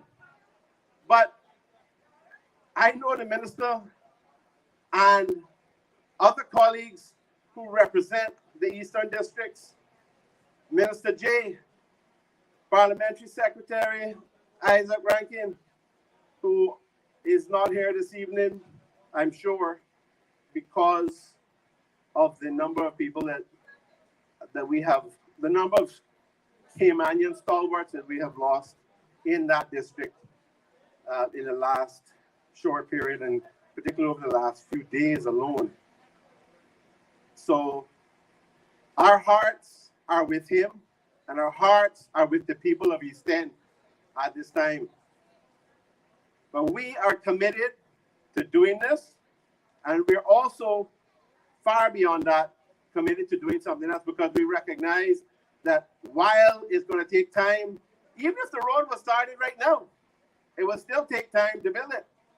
So what we recognize and what we understand is that we must implement short-term measures and some medium-term measures that help to address the traffic problem. Now, I know what it's like. I have been caught further up. I have always lived in Newlands. I know what it's like. I know the struggle that people go through with traffic. And you know what else, ladies and gentlemen? It's becoming a problem that's all over the country. It's not just the Eastern Districts anymore. There was a time when West Bay had really, really bad traffic. I lived down there between 1990 and 1994. And the traffic there was as bad as it is here now. They built new roads there, and the traffic eased up. but now the traffic is getting bad there again. All around Georgetown, you used to be able to go out for five minutes, run across town, go to the bank, go pick up your lunch, come back. Today, you can't do that. Today, it's a half-hour drive at the very least. So we have a problem that's not just on the Eastern Districts. It's not just now in relation to West Bay. It's not just Georgetown. It's all over. So the solution has to be about public transport. Now, your member who is being very creative, the minister, John Seymour, he mentioned about light rail transit or monorails, that type of thing. All of that is great. We can think about all of that, but obviously that stuff takes time. What we don't have right now is time, and what we need is measures to help people. So one of the things we did in relation to the reshuffling was with the agreement, and I say very clearly with the agreement of the member, Mr. Kenneth Bryan, the Minister for Tourism. He was originally Minister for Tourism and Transport.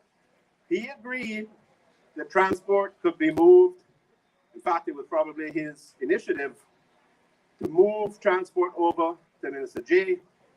Why? Because Minister J has roads, he has DVDRL, the vehicle licensing, he has planning. All of these things, ladies and gentlemen, bring together all of the tools and all of the things that are needed to address the issue of public transport generally. And this is why we're looking to build those synergies. We're looking to get that happening for the country, to move us quickly towards public transport as we can. But in the interim, we need things like a park and ride scheme. This is going to be either fully paid for by government or heavily subsidized by government. We also need to find ways to carpool, ladies and gentlemen.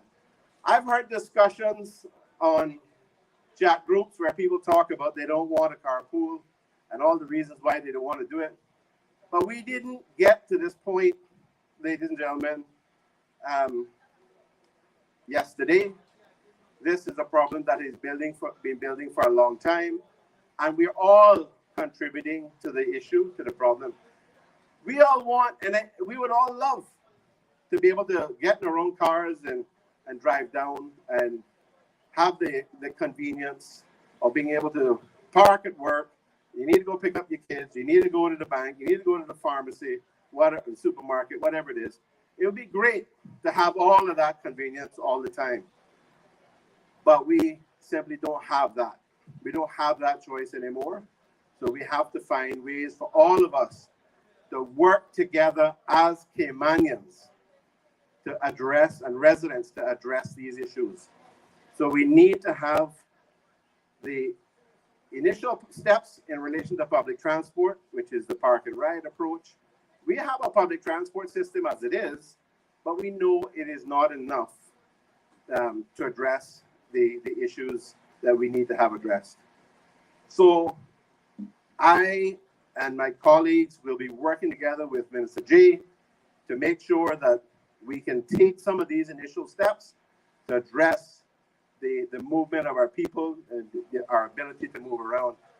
Carpooling is an example. One or two people to join another person. It don't have to be every seat in the car filled. But if we can have two people in the car with one person that would have driven a car previously, that is going to reduce a significant amount of traffic on our roads.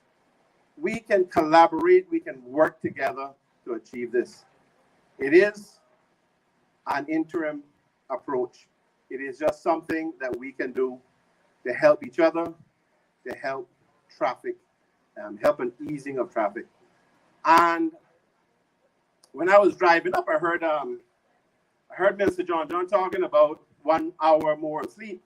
Well, I would like to say we can get that, but I think probably we would have to start by lowering our expectations a little bit, maybe saying 15 minutes, then we can get to 30 minutes Yeah, I see he got his shirt now. But I think we also understand as well, ladies and gentlemen, that there is a limit to how roads can ease the situation with traffic, because you all know, we all know, when the Grand Harbor additional lanes were finished by Minister Jay, and that was opened up, that eased up traffic for a few weeks, and things are going quite quickly. But then it starts up again because we've had a significant growth in population through no fault or no encouragement, really, from this government. We haven't brought any policies that would try to encourage that. And we've also had thousands more cars registered. So yes, one of the things we need to do is we need to limit the number of cars that can be brought in. We cannot have 400 or 500 cars being brought in every month and expect that our traffic problem is going to go away. It is only going to get worse, ladies and gentlemen. So we have to hold hands. We have to be united. We have to show the solidarity that Minister Seymour talked about, and we have to show the solidarity that Deputy Premier, Minister Miss Julie spoke about. That is how we are going to start addressing some of these problems. I wish I could promise you that overnight we could resolve these problems, because we would do it. We're a government that's committed to the people in this country. We are committed to young people. We're committed to them having the best possible future they can have. But we are not going to stand here and tell you that we can resolve it in a snap of a finger, because that wouldn't be true. We wouldn't be fair to you, and we wouldn't be telling you the truth. The truth is what is important. And the truth is what promotes and protects the reputation of this country and helps us to remain strong. We've had a very unpleasant situation that occurred recently, one which was painful, one which I took a decision in relation to because I felt I had to. I felt I didn't have another choice. But it wasn't, ladies and gentlemen, an issue that was easy to deal with, and it wasn't a decision that was easy to make. It was very, very hard. I agonized over it. I agonized over that decision, ladies and gentlemen. But at the end of the day, we all take an oath to serve and protect these beautiful Cayman Islands, and you, the people of these beautiful Cayman Islands. So we have sometimes to make hard decisions, no matter how regrettable they are. You will notice that initially we said little. We explained what transpired in terms of the changes to cabinet, and we really didn't go into anything else. It was through misrepresentations to the country that I really felt that I needed to say a little bit more to clarify the record.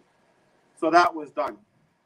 That was done. That was what I thought the country needed. That's what I thought was fair. But ladies and gentlemen, sometimes as politicians, we get kind of caught up in what we think the country wants to hear, and then over here is really what the country wants to hear. And we know we can sit down, reason it out, and realize that you, the people of this country, that we have the honor and privilege to serve. What you care about is that we are going to stay together as a government. What you care about is that we are going to address the issues that you are concerned about. So we know that traffic is an issue. We are working on that, and we will shortly be rolling out some of the initiatives to address that in a short-term measure. And then longer term, the medium term to longer term is getting the road addressed. The road is going to, the EIA, the environmental work on that will be finished the end of this year. Then we can move forward with design and construction. But in the meantime, you still have to face the traffic just like all of us. So the way we have to address that is with a number of important medium-term or short-term measures to ensure that you can move around, you have options. And yes, we think that there needs to be restrictions on the importation of cars for a number of reasons. Obviously, one is we only got so many roads and we can't just continue to bring in cars. Let me give you an example. It was a shock to all of us, I think, including the Compass who disclosed it, that there was 8,000 cars registered with vehicle licensing in 2022. In government, we're looking at the importation numbers that we get from the Ministry of Border Control, and they're telling us there's like 4,400 cars that were imported. But instead, we find out 8,000 new cars had been registered in 2022. Ladies and gentlemen, that is, if you strung those bumper to bumper and then you separated them out by at least one car length, that's about 24 miles of traffic. So you understand why it's an imperative for us to limit the number of cars that are being brought in. We also know, and I'm not trying to be unfair to anybody, but we also know that there are loads of work permits. The majority of the workforce is on work permits. And we, over the last 2 years, we've had a growth in the population of almost 10,000 people. What we need to do is to limit the cars that people will bring in by putting restrictions on the age of cars, allowing circumstances to be addressed where people have particular needs, and also providing the alternative of public transport, which is through the park and ride, and then over hopefully a short period of time, a transition into a better public transport system with beautiful electric buses that are quiet, cool, all air conditioned. They have Wi-Fi. You sit in comfort and you can ride into town and you go back and forth. That, ladies and gentlemen, is where we have to get to, and we have to get there as quickly as possible.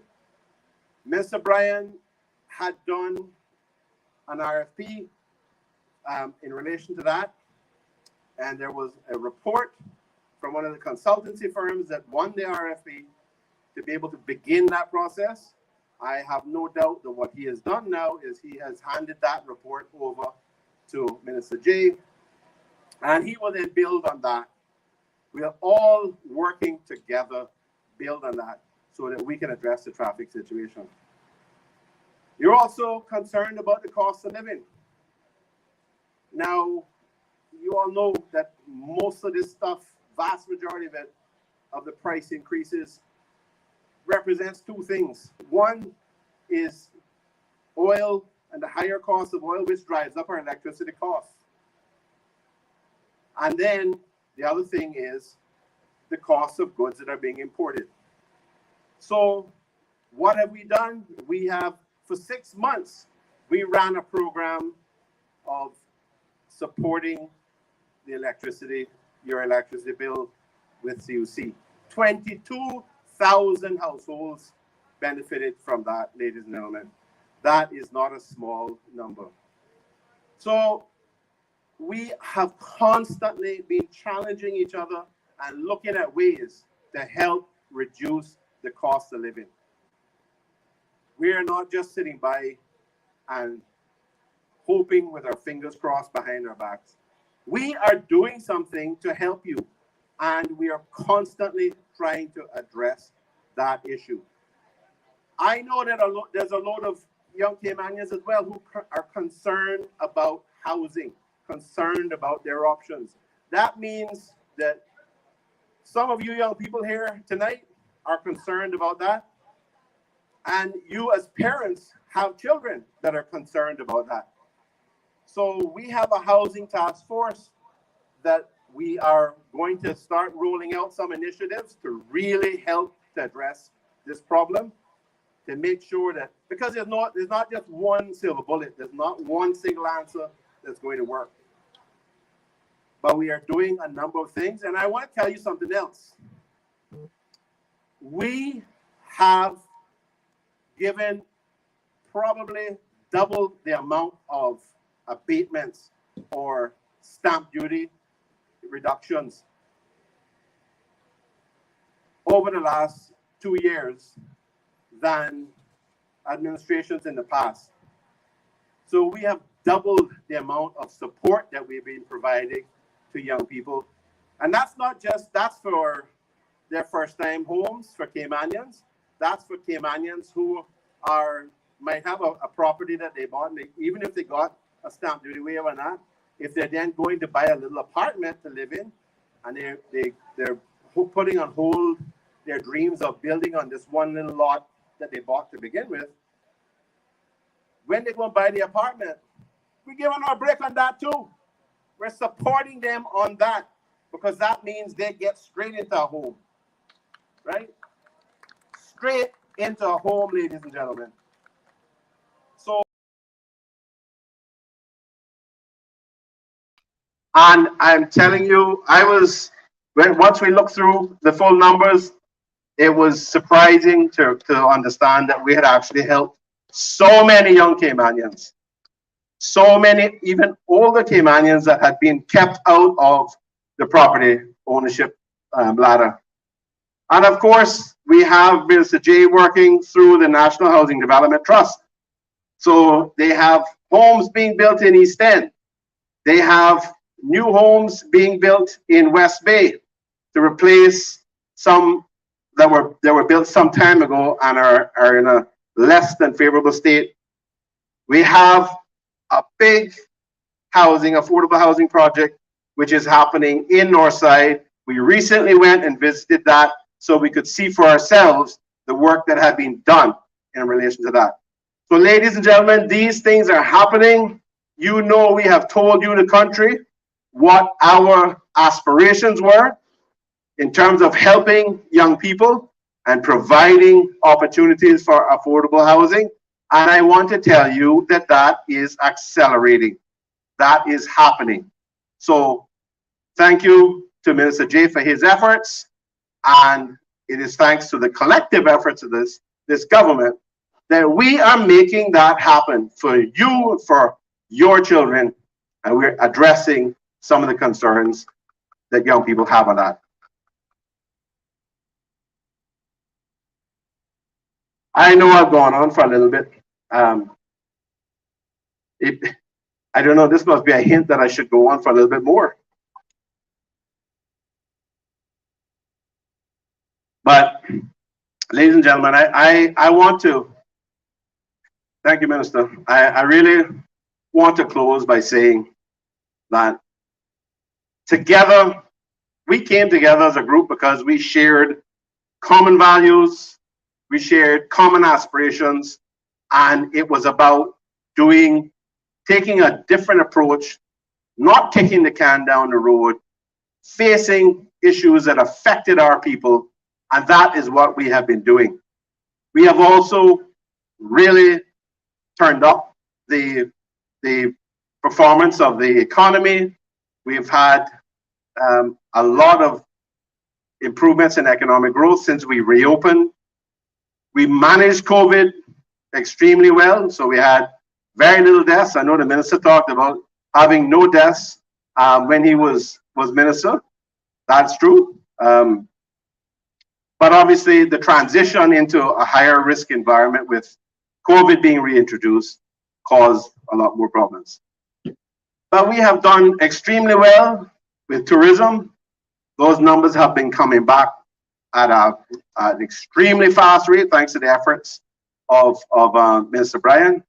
I think the only thing I would complain about right now is that he spends so much time going around the Caribbean, making the whole thing better, that we need to, like I had to tell him slow down one little bit and make sure he looks over his shoulder here a little bit. But I think he's to be congratulated for the work that he has done and for the energy that he has brought to tourism. And yes, you know, he's extremely passionate about it. But I can tell you, ladies and gentlemen, that when the hotel managers stop calling you, you know that they're busy. You know that they have plenty of people filling their rooms. And I don't know about everybody else, but I don't hear them. They don't call me no more and complain. And I've asked them and they said, yeah, that's because we're busy. So things are going very well on that front. We also know that we have right now we have one of the highest levels of employment, or put the other way, one of the lowest levels of unemployment. And that is the case. We know that from our labor force survey. But that means that we still have 600 or 700 Caymanians that are not employed. And that means that our work isn't done. No matter what, no matter whether the unemployment rate is at 2.1%, and most economists will tell you that's high, or that's full employment. That doesn't matter to us. What matters to us is the 600 or 700 people that we know we have to continue to find opportunities for. And we also know that we have to find opportunities for training of our people so that they can get better jobs. Because what happens when you get a better job? Your income goes up, the quality of life for your family goes up, right? So you can do more for your children. Everybody is happier. So I want to make something clear. One of the things that we said coming into this government was, we're not just going to look at these numbers that are used all the time to tell you that the economy is good and unemployment is low. I know I've mentioned some of them, but that was to get to this point. Because we're also doing things like looking at what they call qualitative assessments, where we do surveys to try to understand how our people are doing, how they're feeling, how they feel about training, what kind of education, what kind of training opportunities they have and they want. And these things, although our number is high in the Caribbean, again, once we know that we have several hundred people, 700, 800 people who still want to work and still don't have a job, that represents opportunities to train, that represent opportunities to be employed and be productive and feel like they're contributing to their family and making a difference in their community, making a difference for their families. So, ladies and gentlemen, we are working on the training programs. We're supporting private sector organizations that are working. Some of these provide, like Inspire Cayman provides 4,000 training courses to our people. So why would we not support them? Yes, we would. We should. Honorable Kenneth Bryan is a person who has, through his ministry, been helping to support those areas of tourism in that respect as well. The Minister Jay has been doing the same thing through Public Works with apprenticeship programs. So this is about making sure that the thousands of work permits here, we start putting Caymanians in those places to be able to earn more money, to have a better life for themselves. So ladies and gentlemen, my point really with all of this is that we are absolutely committed to making the lives of our people better. And we are committed to working together. Yes, we may have different ideas about how to do it at times. And yes, we may disagree about some of the ways to do that. But that's democracy. And we have the discussions, we find common ground, and we work out a way to implement things that are making a difference in the lives of our people. So you can count on that with this government. You can count on all of us working together to help you with the issues you're concerned about, whether it's the cost of living, whether it's on the transport side. I've outlined the different things that we're looking at there to make sure that happens. I've also outlined the commitment that we have in relation to the East-West Arterial Extension, and we are going to get this done for you. Ladies and gentlemen, this government is capable. This government is experienced in getting things done with the heart and thoughts of our people in mind at all times. This is what we pledge to you. We are going to do everything that we can every single day to try to make things better every day for our people. So, ladies and gentlemen, thank you very much. I appreciate the opportunity to come and on the stage with Honorable Minister. But this country is going to remain rock solid. This country is going to remain stable. This country, the Cayman Islands, our wonderful Cayman Islands, is going to be strong, and we're moving forward together with this government to address your concerns, the things that you care about, not what somebody else perhaps thinks is an issue, what you care about. So good night, ladies and gentlemen. Thank you very much for the opportunity to be here. Really appreciated it. I want you to know that I join with all of my colleagues, and we extend our Caymanian souls to you to demonstrate and tell you we love you, and we are going to be here to help you through all of this. We know things are not as good as it could be. We know things are tough for some people, but we're here to address it. Thank you very much. Good night.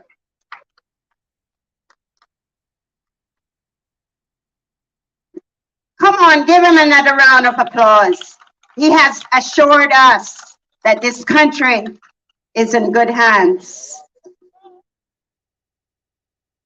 You heard his plans. You heard what the Park government will be doing. Thank you, Mr. Premier.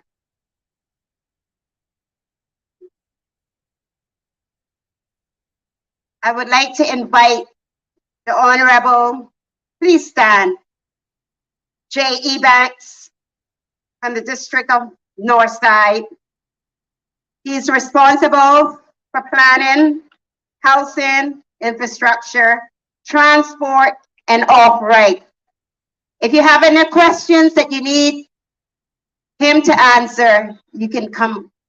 He will be on stage. Mr. J. Ebanks, Honorable J. Ebanks.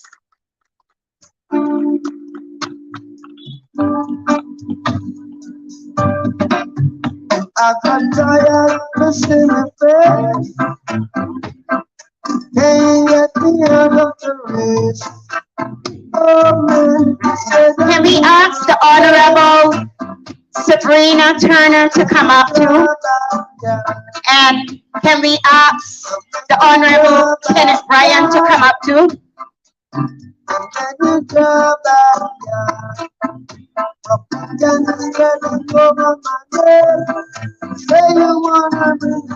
Can we ask the Deputy Premier to come up too?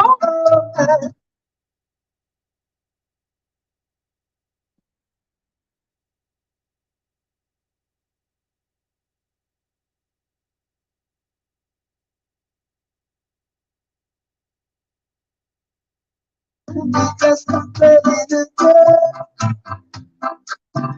Can you draw back yard? Can you draw back yard? Can you draw back yard? I want to disturb my neighbor, 'cause I'm feeling so right. Ladies and gentlemen, Montreal East, how are you all tonight? I feel like I was just here yesterday. It was actually, I think, the 29th or the 30th of November when we came here looking for the Honorable Dwayne Seymour to come and join us. So, again, we're here tonight. It's usually the last time we were here, we were looking at a member to join us. Now today, we're here showing our strength and solidarity to the people. Ladies and gentlemen, I think pretty much everybody pretty much covered my portfolio and everything else today. So I don't know, I had a long list of stuff to go through, but when it looks like the time is about 11 now, somewhere around there close. And I don't know if we can really hold you all out that late, John. I don't know what time your people actually goes in, but as you all know, as they did say that my portfolio expanded from not only just from planning, agriculture, housing, and infrastructure, and now transport, off-reg. And I just got to check, make sure that, but I think this grounds here, the post office belong to me too. So, so I understand the post office actually falls under me too.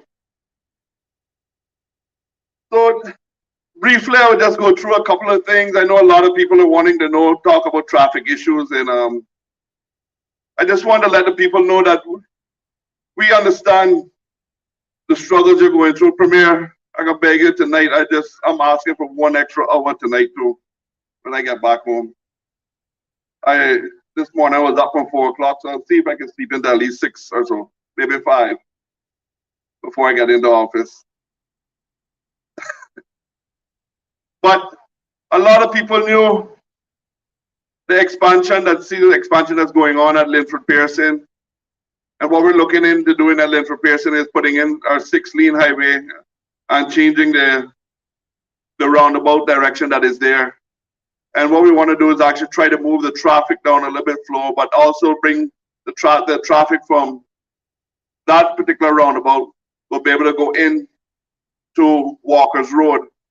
We've heard plenty of other road ministers before, always talked about how crucial this road was to do, and finally the park government is here to do it.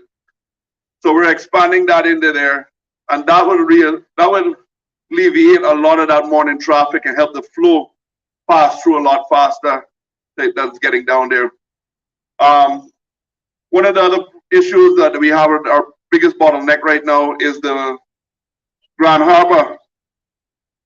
So we just actually got a study done on Grand Harbor just this week. I've actually just gotten the documents yesterday, and there's about 5 different options on how we must deal with that Grand Harbor traffic flow. So I'm sitting down with the board and my chief officer to see how we actually deal with Grand Harbor going forward. But I can tell you one of the biggest fixes for Grand Harbor is that we have to put what we call a service road in to alleviate some of the traffic flow that is coming from the Marina Drive, Prospect area, and those that want to get into behind Grand Harbor area. So there will be a new road actually going behind Kings and touching behind Country and Western going down, which will actually all the way end up all the way down to Prospect. So we'll take that flow of traffic off of the main article there that's going down and alleviate the roundabout and try to get the roundabout where it is actually just a 2-directional. So the traffic is just moving straight forward in and out. So that is probably one of the best solutions that we've had for that particular roundabout. I mean, there could have been a lot more, but again, we didn't have the foresight to see that we had to buy up more land in that area before it got as tight as it got.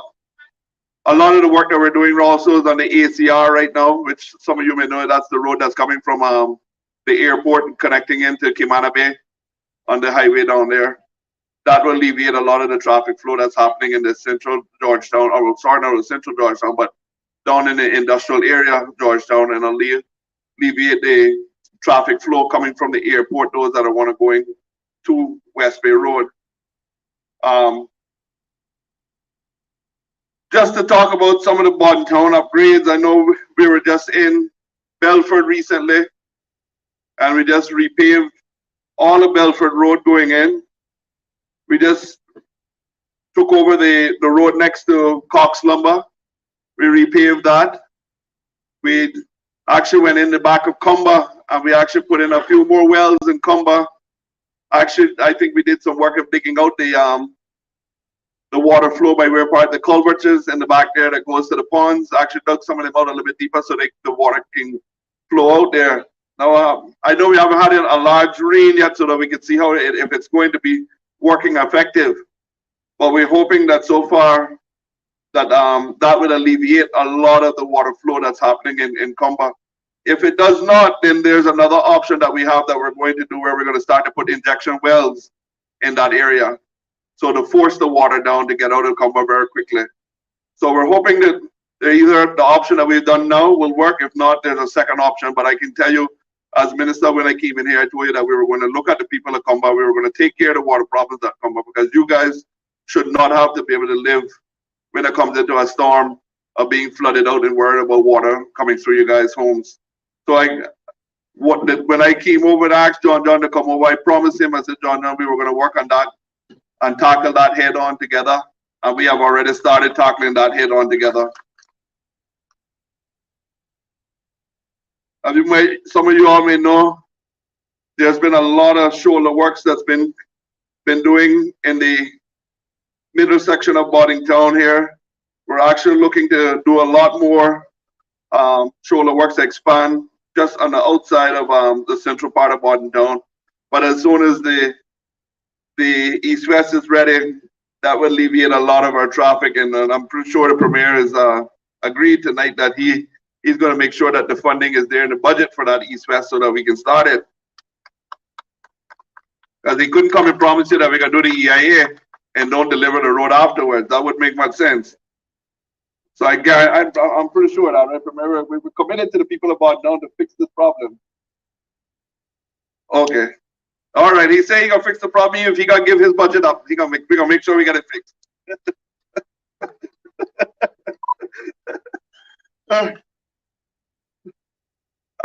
Just to go into housing, we just delivered 7 new keys to some new people in Boddington that were just completed. We've delivered, I think, another 7 in East End. We're doing 45 home lot right now in North Side. We're getting ready to do another 20 lot in East End.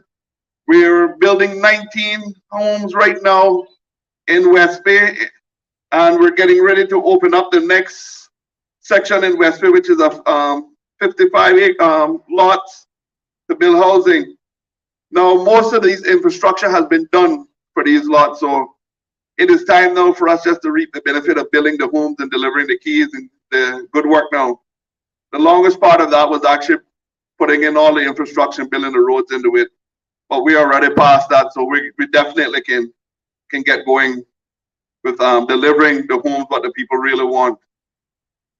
When it comes to agriculture department, there's been so many things happening with agriculture department. I'm so happy with all of the support that we get from the colleagues and all of the support that the park government has actually put into agriculture. And one of the main things that we're working on right now is the land lease policy, which we have just about ready to go, that we can deliver the farmland to those people that want to be farming, because food security is a big thing for me that I think that we need to tackle. And we need to make sure that we eat what we grow what we eat, and we are going to be able to grow what the best things that we have for ourselves. So that will be ready very shortly. We have identified the land which was bought almost 25, 30 years ago. And here we are today, just getting ready now to start to put the road through those properties where we can lease back those lots to farmers in 1 acre lots. Transportation, as you all know, I have only had it a week. It's another document that my colleague has brought to me and said, hey bro, here you go, it's yours. And that's probably, between that and off right now, is the one that keep me up late at night. But I just want to say, I am ready to take the task on to see what we can do for transportation. One of the main things that I wanted to start to look at in transportation is how do I get you all, the seniors, to ride the bus for free. I want to make transportation free for seniors, and I want to make it free for children that are coming from school that want to take the bus also, that they can ride the bus for free. Now we'll have, it probably won't be every single bus, but there'll be buses that we will identify that will work along with us, where you guys, the seniors, can go and take that bus for free to get to town, because I know how it is when my Northsiders want to get a bus from Northside and they got to pay $10 to go to town and $10 to get back home. Right? And that $20 could have actually did a lot more grocery shopping, something for them.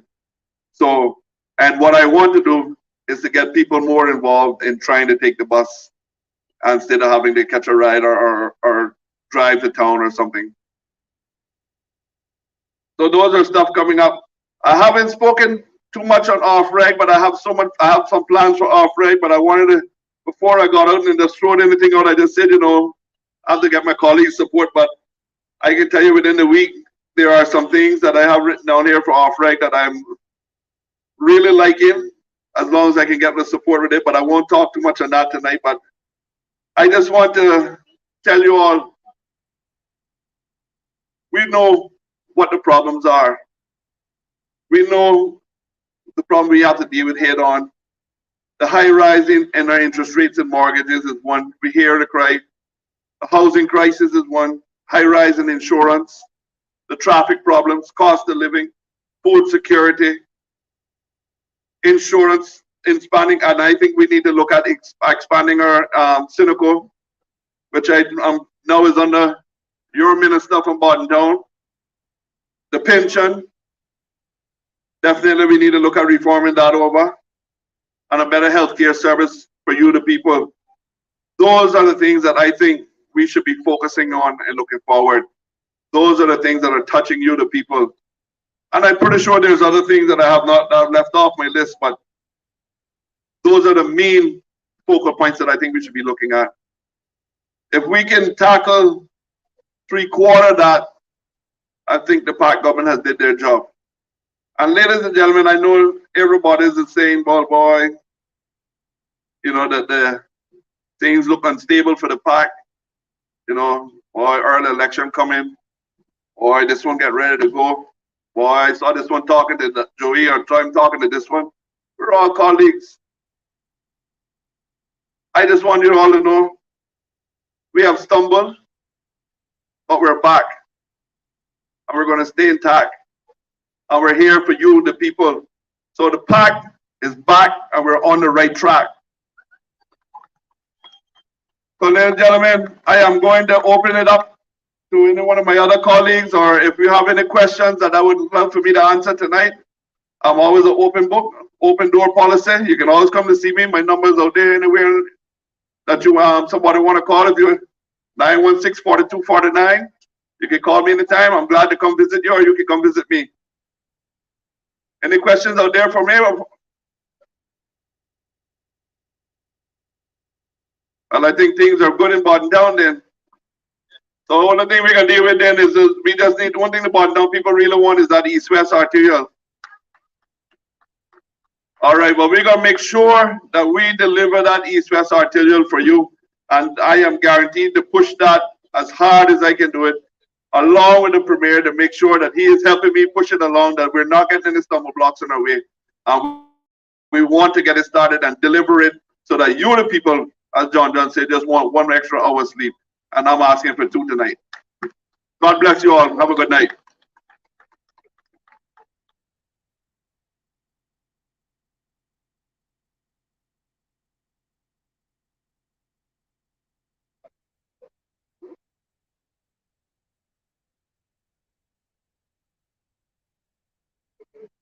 Give Mr. J.E. Banks another round of applause.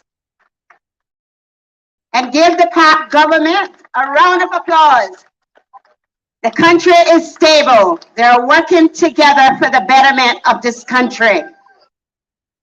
And of course, give the man of the hour, our Honorable Dwayne John Seymour, a big round of applause. He's doing great things for us small people. He will now wrap it up. Ladies and gentlemen, thank you so much for staying this late. Give the MC, Judy Ann Morgan, a round of applause. Give a round of applause to Miss Carolyn and her team, and Anita and Betty. Partyville, Dwayne Uter, the PA system, Radio Cayman, Road. Oh, I didn't know? All right. You know what? That's why I love you also. This is the only district that laughs at 11 o'clock in the night. Ladies and gentlemen, the future is bright. Thank you all very much. Please give a round of applause as the Park government stands up. Pray for us, guys. Pray for us. Every one of these members here, Minister Brian, let me tell you something. Enough support, my brother. Minister Turner, Sabrina. We used to work on boards together. I know her a long time. My sister. Deputy Premier, Juliana O'Connor Connolly. That's my soul sister. Soul sister, soul sister. Minister J, that's my cousin. You see how he's so rowdy? Straight ahead. Give him a round of applause.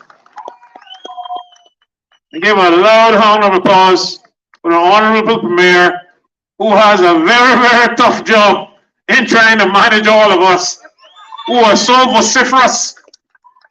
Trust me, there are no yes men and women here.